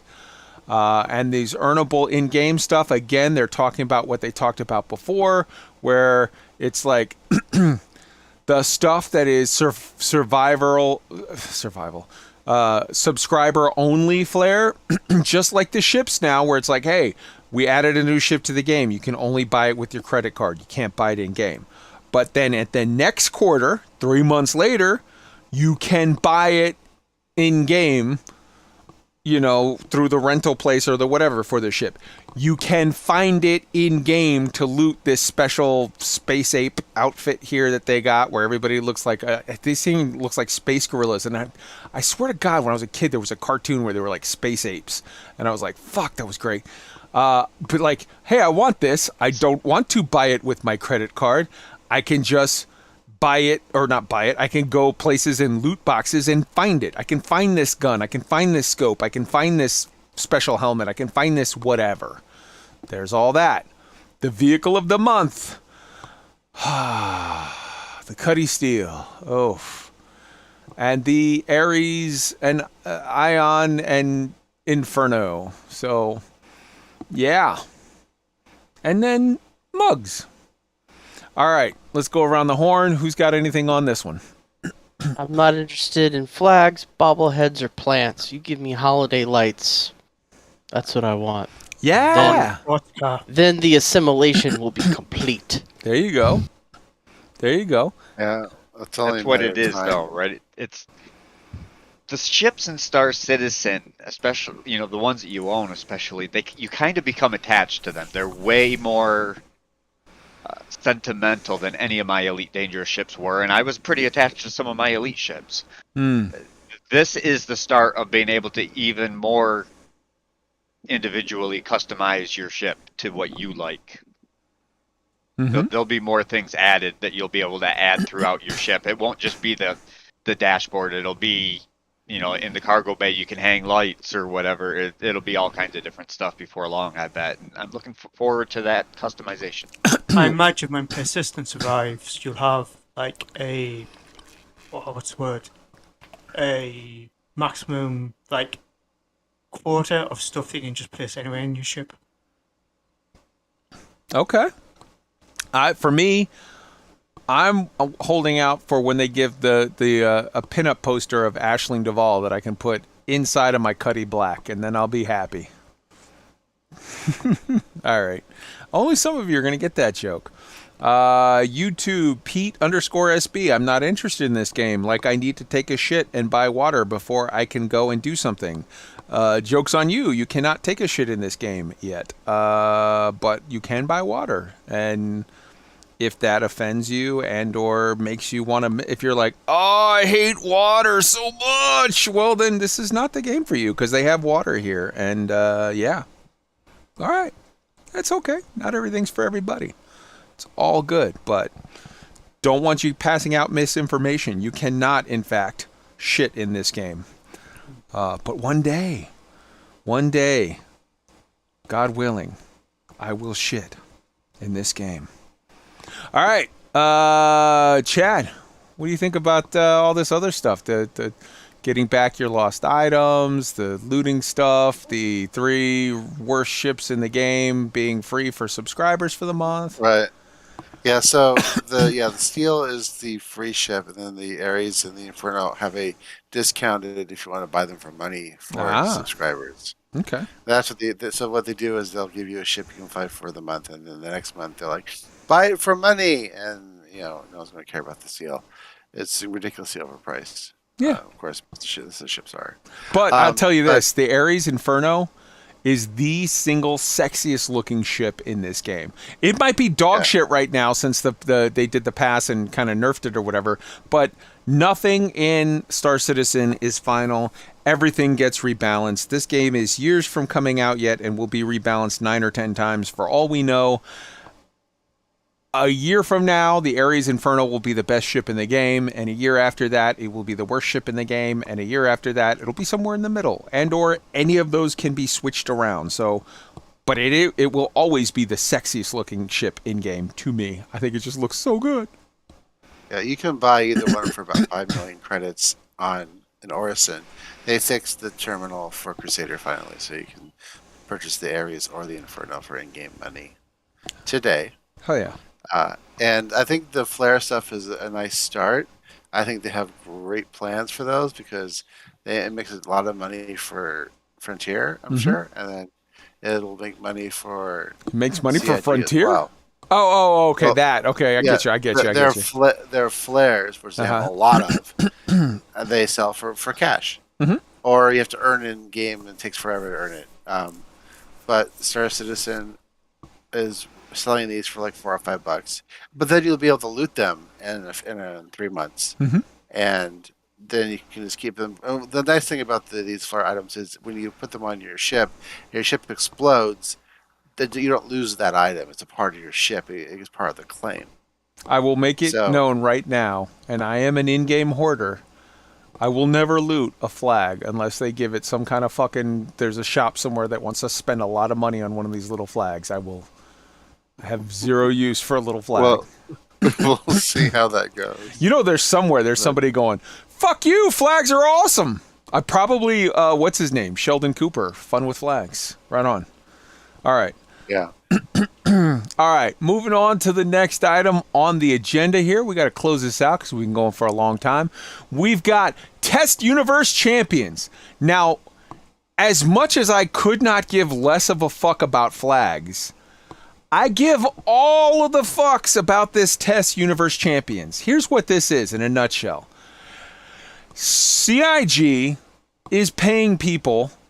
They are bribing people with thousands and thousands of dollars of free ships for playing the PTU and providing feedback and whatever. So, if you provide good, it's like, look, all the rewards, they break it down. Direction correction. So, this is for people who that directed others to submit their issue council reports to the correct project for being trustworthy, blah, blah, blah. They're giving you MSRs, and these 3 guys won them. And when I say guys, just be clear, I mean guys, girls, fucking non-binary, whatever the fuck you are, you're all guys to me. Citizens, there you go. Citizens of the verse. Men, women, small dogs. I love you all. It's fine. 3 MSR, that's pretty good. Hell yeah. Investigative prowess. So if you did this, issue council reports are far easy to investigate as much evidence and context as possible. So these guys these citizens looked at somebody's issue council report and like got data on it and gave feedback based on that. You got C2s. Fucking great. Dude, Banu Defenders. What? So things changed rapidly in the PTU. This reward goes out to players who updated the issue council reports most consistently throughout the cycle. Confirmation bias. If you can get an Aegis Eclipse for most confirmed issue council reports. The consolidated outliers. With many issues on the reports that come in, sometimes you get duplicates, and we want to reward people for helping us track those down. So those people who help track down and clear off the duplicates and put things in the right order, they got Aegis Redeemers. All right, click some heads. Now we're getting fucking serious here, guys. We got the big boys. For those citizens, you got an Anvil Valkyrie. For those ones who playing through the missions, tracking the challenges of the verse during the PTU, and extremely valuable, both in testing the features and verifying old ones. This reward goes to the players with the most AI kills. You didn't even have to submit a report there. You just had to take an FPS weapon, so not in ship, in guns, on foot, and kill AIs with it. And these guys got Valkyries to take their friends and go do more. And then for the ones who FPS AI aren't the only ones. The verse we warned the reward about the most AI ship kills. So the people that were at the top of the list for ship kills in the PTU, they got the Scorpius, they got the Star Citizen X-Wing fighter, and the achievement hunters, people who did mission content the most. They got themselves the Vanguard Sentinel. People who PTU testing simply spending in game. So most time in game. Those guys got the Terrapin. Turtle. And then shiny and chrome. Witness me, all shiny and chrome. New vehicles need PTU testers too. So this reward is for the players in Evocati who spent the most time testing new hotness. Those guys got fucking Andromedas, some Connies. So this is brand new. And this is, like I said, this is Star Citizen giving out. If you take the price of, MSRs are what? $230, $240. C2s, couple $100. Banu Defenders, couple $100. The fucking Aegis Eclipse, the Redeemer, the Valk, the Scorpius, the Vanguard Sentinel, and the Terrapin. You're talking about, and the Connie Andromeda. You're talking about hundreds of dollars a ship, times 3, times all of these ships. They're giving out a lot of money to their community. Now, some people say, like, I love playing Star Citizen, but I'm not spending my hard-earned money on ships. Or somebody might be like, hey, man, I love Star Citizen and I would spend tons of money on ships, but I'm 15 years old. I don't have fucking money to spend on ships. You can get them for free for playing the PTU, giving good feedback, checking in, issue council stuff, tracking, basically play testing for doing the stuff that they want done. They're willing to bribe you with hundreds of dollars of free ships. And or if there's nothing to stop one person from,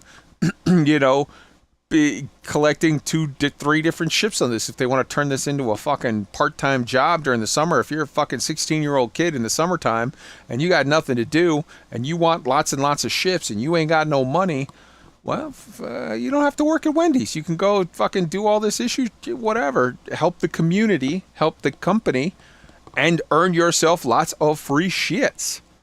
I think, this is brilliant. I want to salute them for it.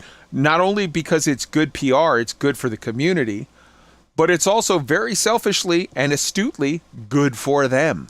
They get lots of higher quality feedback when they are willing to bribe you to go and give that stuff and do that stuff and track that stuff. So, all right, let's go around the horn. Why don't we start with Chad? Your thoughts on this whole thing? It's a great incentive to actually participate in the development process. Mm-hmm. They have the top 3 of each of these categories, and they get a free ship that they can keep for forever. That's great. I've never seen other games do quite like this. I mean, yeah, we've been on for almost 10 years, but that's cool that they're giving out nice, reusable, not cheap ships for people's efforts in playing a video game. That's very cool. And to be clear, it's not playing, it's play testing. And that's the thing. We see people in the PTU, the PTU pretty much, and Chad will tell you this, Chad knows, the PTU every test cycle, when the new hotness drops, it's flooded. Everybody wants to get in there and play with the new toys. And then 2 or 3 days later, it fucking is a ghost town. Everybody empties out and they're like, I don't want to deal with the bugs and the hassle and the whatever. This shit is alpha. It's buggy enough on the PU. I hop in to see the new stuff, to play with it the second it comes out, and then hop out. There's plenty of people that are like that. And this is saying, hey, we're willing to reward people to stick it out and keep playing through the entire PTU cycle and keep helping us get good data to make it better for all the people like me who's like, fuck that noise. I'll play it when you drop it on PU, and even then I'll wait a week or two for shit to smooth out and all the dot paxes. I'm lazy. I've got a lot of shit going on, so I don't do PTU. I let other people do it. And I'm super, super happy that CIG wants to reward those other people so that they can get a better feedback, so that they can make a better product, so that by the time they release it to me, it's less jank. Yeah. Now, there is a new PTU, at least tonight. Yep. Version V for Victory for 3.17.2 with a dozen fixes for Siege of Orison, a bunch of general fixes. They got rid of the max button on the shopping, on the kiosk, thank God. So it's just plus 10. So no one will ever buy 450,000 med pens again. So that's a nice change. Fuck you, I want a submarine full of med pens. And your friends list is now in alphabetical order. Nice. Hallelujah. Nice. I dig it. So let's call out, because it seems like every content creator out there has put out a fucking video that says, Siege of Orison, kind of interesting, but kind of broke. And it's like, wow, that's a fucking super original comment. Just like everybody else, that definitely needed a video. Level Cap said it. Everybody else was like, ditto. Yeah. Okay, so it's true. It's absolutely true. Level Cap is right. It's a cool event. It's jank as fuck. It's not particularly stable. You have a wide variance of some people who played it and had a super awesome time, and they played against super fucking high-level AI that were just killers. And then you go back to play the exact same fucking event a couple hours later, and you're dealing with F-Troop. The guys are just standing there facing a wall, and you just shoot them in the back of the head and move to the next. And we're used to that, I think. It's Star Citizen, like, unless you're new in Star Citizen, yeah, that's how it goes. Siege of Orison, kind of interesting, kind of crap. Yeah, it's version 1.0. Fucking remember Xenothreat 1.0? It was kind of dog shit first version. It was super interesting as it's a new event, new mechanics, new stuff. But remember 1.0? Remember 1.0? See, fucking Xenothreat 1.0 was, A, it was buggy as fuck. shit would crash. So sometimes the boxes didn't work. Sometimes the boxes were mislabeled. You would have a box of the non-quantanium stuff, and so, or a box of the, oh, this one is just not stable for long times, but you can jump, and then you would jump, and then it would explode your ship because it was the shit that can't jump. And the biggest gripe I had with Xenothreat 1.0 was, hey, we're going to do 4 days of load the ship, load the ship, load the ship, and then you'll never get to do phase 2. And then, hey, a week later, hey, we're going to do just phase 2, do the fight. And you're like, this is jank. It doesn't add up. It doesn't correspond. It feels like half a mission, and then a week later, another half of the mission. That's version 1.0. So version 2.0 of Xenothreat was way smoother. They had a ton of the shit fixed. They combined part A and part B to where it was a full dynamic event of spend a half hour loading the boxes and then, okay, it's time to jump. Let's do the second part of the mission. It felt much better. It felt much smoother. It felt much more properly tested and implemented. I submit to you that what you're going to see with Siege of Orison 2.0 is the exact same thing. Those people that are commenting or complaining about Siege of Orison not being super stable and or, whatever, it's super challenging 10 minutes and then fucking an hour later, or you go to a different server and it's no challenge at all because it's in full on, special ed mode. Yeah, that'll be fixed. That'll be whatever. It's not that they're wrong. I'm not criticizing the people that are complaining or critiquing. They're not wrong, but it's also like, this is 1.0 of this event. This is the way they always do 1.0. Jumptown 1.0 was great right out of the box because they didn't make it. It was an accident, and its players were the content. Jumptown 2.0, let's be honest, wasn't that great on first implementation. And they pointed out stuff like, hey, you need another entrance area, and you need this, and you need that, and you need whatever to fix it. And 3.0, I guess, in this case of Jumptown, it is because, honestly, 3.0 of Jumptown is 2.0 of Jumptown because it's 1.0 of Jumptown. They didn't make it. It was just a goof. It happened that way. But you guys get what I'm saying, right? Yeah. Go ahead, Wolf. You had something on this? Yeah, so I mean, just like you were saying with the PTU, like I can even watch on our server how people jump in, look at the stuff, then they jump out and go back to the PU and do whatever. I've done many rounds of beta testing and alpha testing on games earlier in life when I had an excess of time, which I do not have neither the time or patience for anymore. This beats the living hell out of a title, a skin, some sort of useless widget. They need people to look at things differently than what they will. You tell a developer to check something, they're going to check the thing exactly the way that they intended it to be done.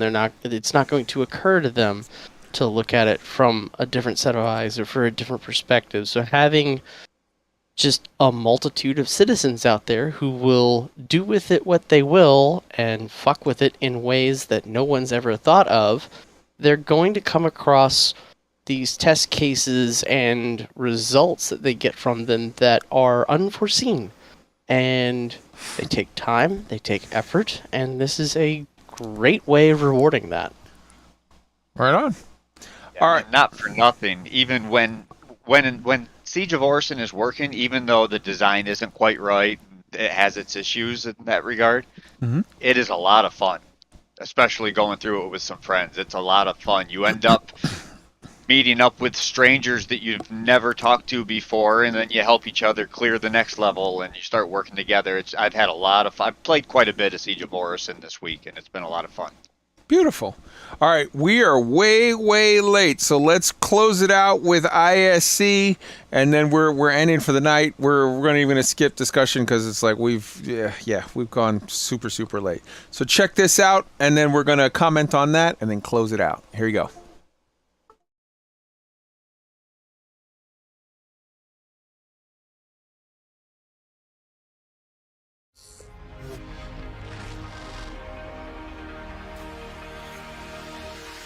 Racing I enjoy because I think deep down everyone enjoys going fast in some aspect. It's about the overtaking, the racing that singular person. You get to follow them around and then you've got to work out a way to pass them. You make little adjustments, you go a little bit faster, you push it a little bit harder, a little bit more to get a little bit more speed. It's a very satisfying loop. In racing, it's a more controlled PvP environment, which is kind of like going to like pure peak performance of the player. Racing in Star Citizen, I think there's a very dedicated core community to it, and they're doing an amazing job with what is there, and I hope in the future that we'll be able to provide a lot more support to them. There are many ways to spend your time in the Star Citizen universe. That ever-expanding sandbox that lets you hunt dangerous criminals, haul cargo from one planet to another, harvest resources from asteroids to caves, and much, much more. But one aspect that's been driven almost entirely by the community is racing, a way to test the mettle of your pedal against other players at any time or place.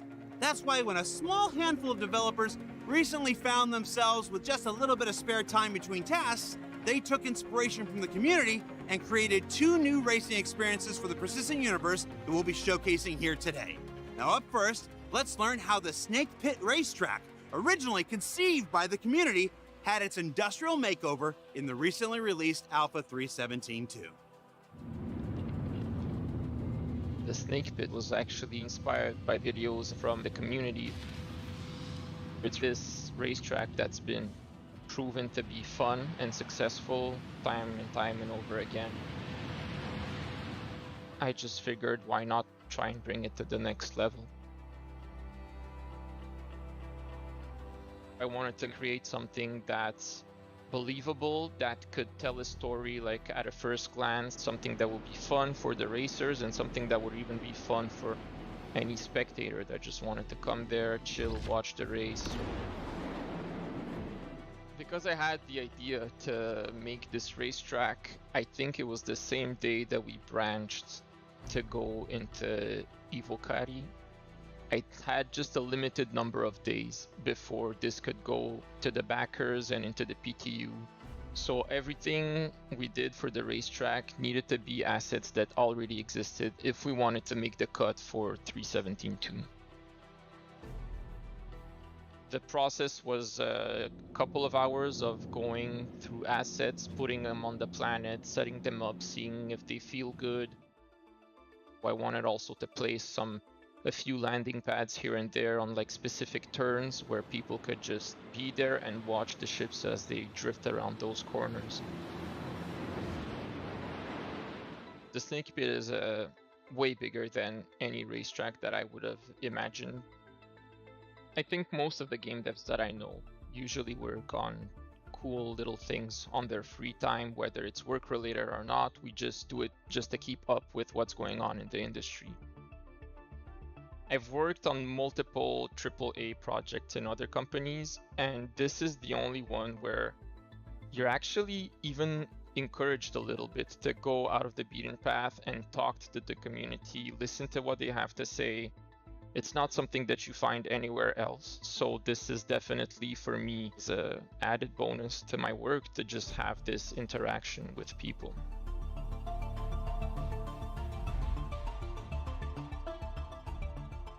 Using the time between tasks while waiting for other resources to become available and making fun things inspired by the players has led to a number of features, assets, and otherwise neat stuff making their way to the Persistent Universe over the years. And it just so happens that one of the next ones is making its way to you in the upcoming Alpha 3.18, and it features a different kind of racing experience.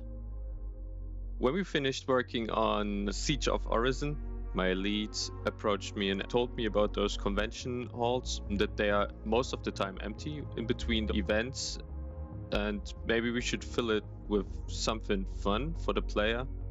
We collected some ideas and decided to go for a buggy racetrack. When we started, we didn't want to take this go-kart track too serious. We wanted to make something colorful and playful. So our main inspirations were obviously a very popular racing game. We took also inspirations from laser tag, those black light paintball arenas, stuff like that. So I had 3 weeks in total to finish the whole racetrack, from the first idea to the final product. It was basically a one-man project. I tried to make the racetrack as modular as possible, so I created a few of those racetrack pieces and just put them together in a way that it's fun for me to play it. My favorite part of the racetrack is probably where you have to jump over a ramp.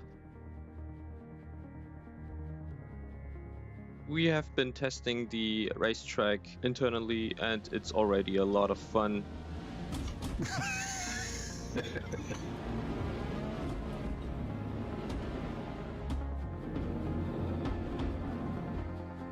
The physics of the Grey Cats is something we are looking into, because we also had a loop-the-loop, but the Grey Cats were not fast enough to take it, so we had to cut it out, but in the future we hope that we can put it in. So what did we learn this week? Well, we learned that the staggered nature of video game development can often lead to fun little side projects by developers with big amounts of fun. That the team here continues to not just take feedback from the community, but inspiration for their work as well. And that racing is in the hearts of many of our developers, and we're always going to look for more ways to squeeze just a little more in here and there whenever we can. For Inside Star Citizen, I'm Jared Huckabee. Behind me is our new, still under construction performance capture studio right next door to the Manchester Goods Yard building, soon to be home to CIG Manchester, and where you can be very certain I'm going to do many silly and stupid things when the time arrives. And to my left is the Rover's Return Inn from some UK soap opera that everybody here tells me was a big deal. We'll see you all next week.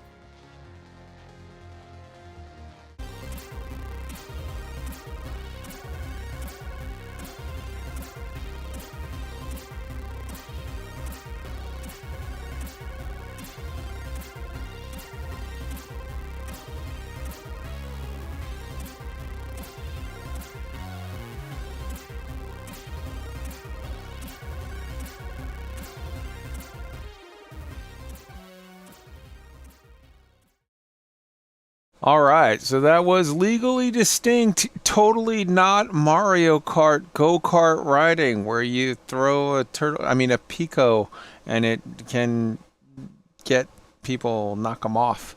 That is fucking amazeballs shit. I dig it. I thought it was great. I do want to call out, again, we talked about earlier, like, hey, these are game loops, these are whatever. These are new game loops. I had a chance to talk to Nemin yesterday. I hung out with them a little bit on the XGR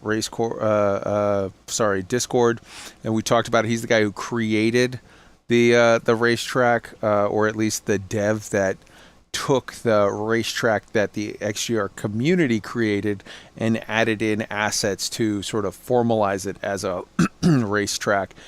Very cool guy, and I thanked him on behalf of the community for his work. I thought that was fantastic. I'm super, super excited for it. Both the fact that it is in the PU as a cool thing people can do, but also just as much that they have ported it into Arena Commander, which makes it, I think, much better in a certain way for the race community to be able to get sort of an instance of it set up, not have outside interference, and have it sort of be able to spawn in quicker and be able to do things with it that I think are fantastic. Obviously, the second half of that was all about the little race kart, the Mario Kart, the not Mario Kart, the totally Chris Roberts kart tracks that they set up. A couple key things I want to call out there. Number one, they're making valuable use of the stadium conference halls, whatever you call it, where they do the the displays during IAE and whatever. They're making use of that. Number two, it's been a thing for a while that they had like signs up for like PTR, PTV, whatever race kart races. This is a thing that's not new. It's a concept that they had, quote unquote, in lore, where they had little posters in places for it.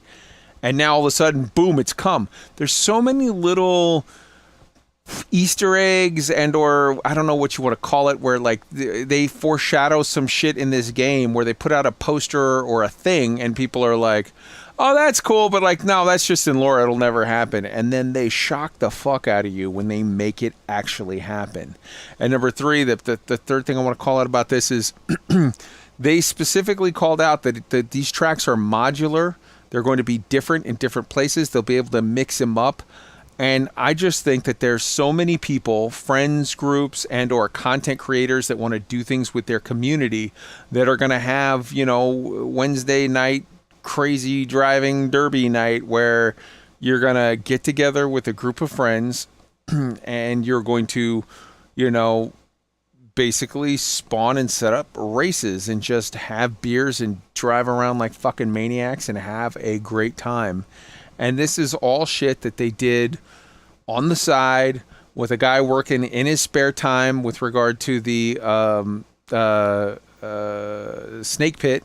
That's a guy that was working after hours on his spare time off the clock because he happened to be, in addition to being a Star Citizen game dev, he's a Star Citizen player who was part of the race community and had a great time with it.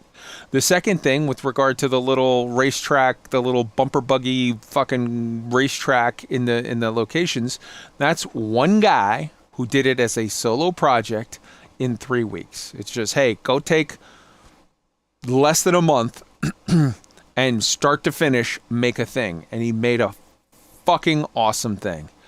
I love the stuff that, and these are, you know, racing, another whole game loop, another whole thing that has come in a big, big way.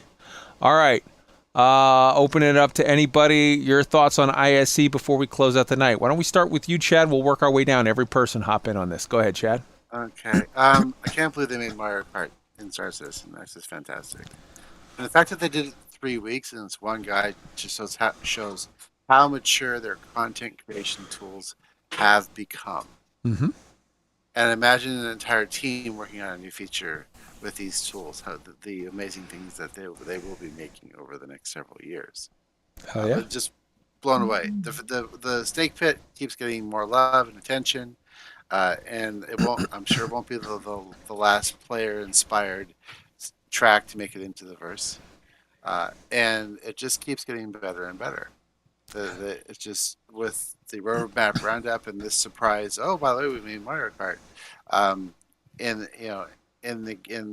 the convention center when it's not being used, that's terrific. I mean, it's just more cool, fun stuff to do that it doesn't require you to shoot somebody in the head or fly a spaceship. Hell yeah, Wolf.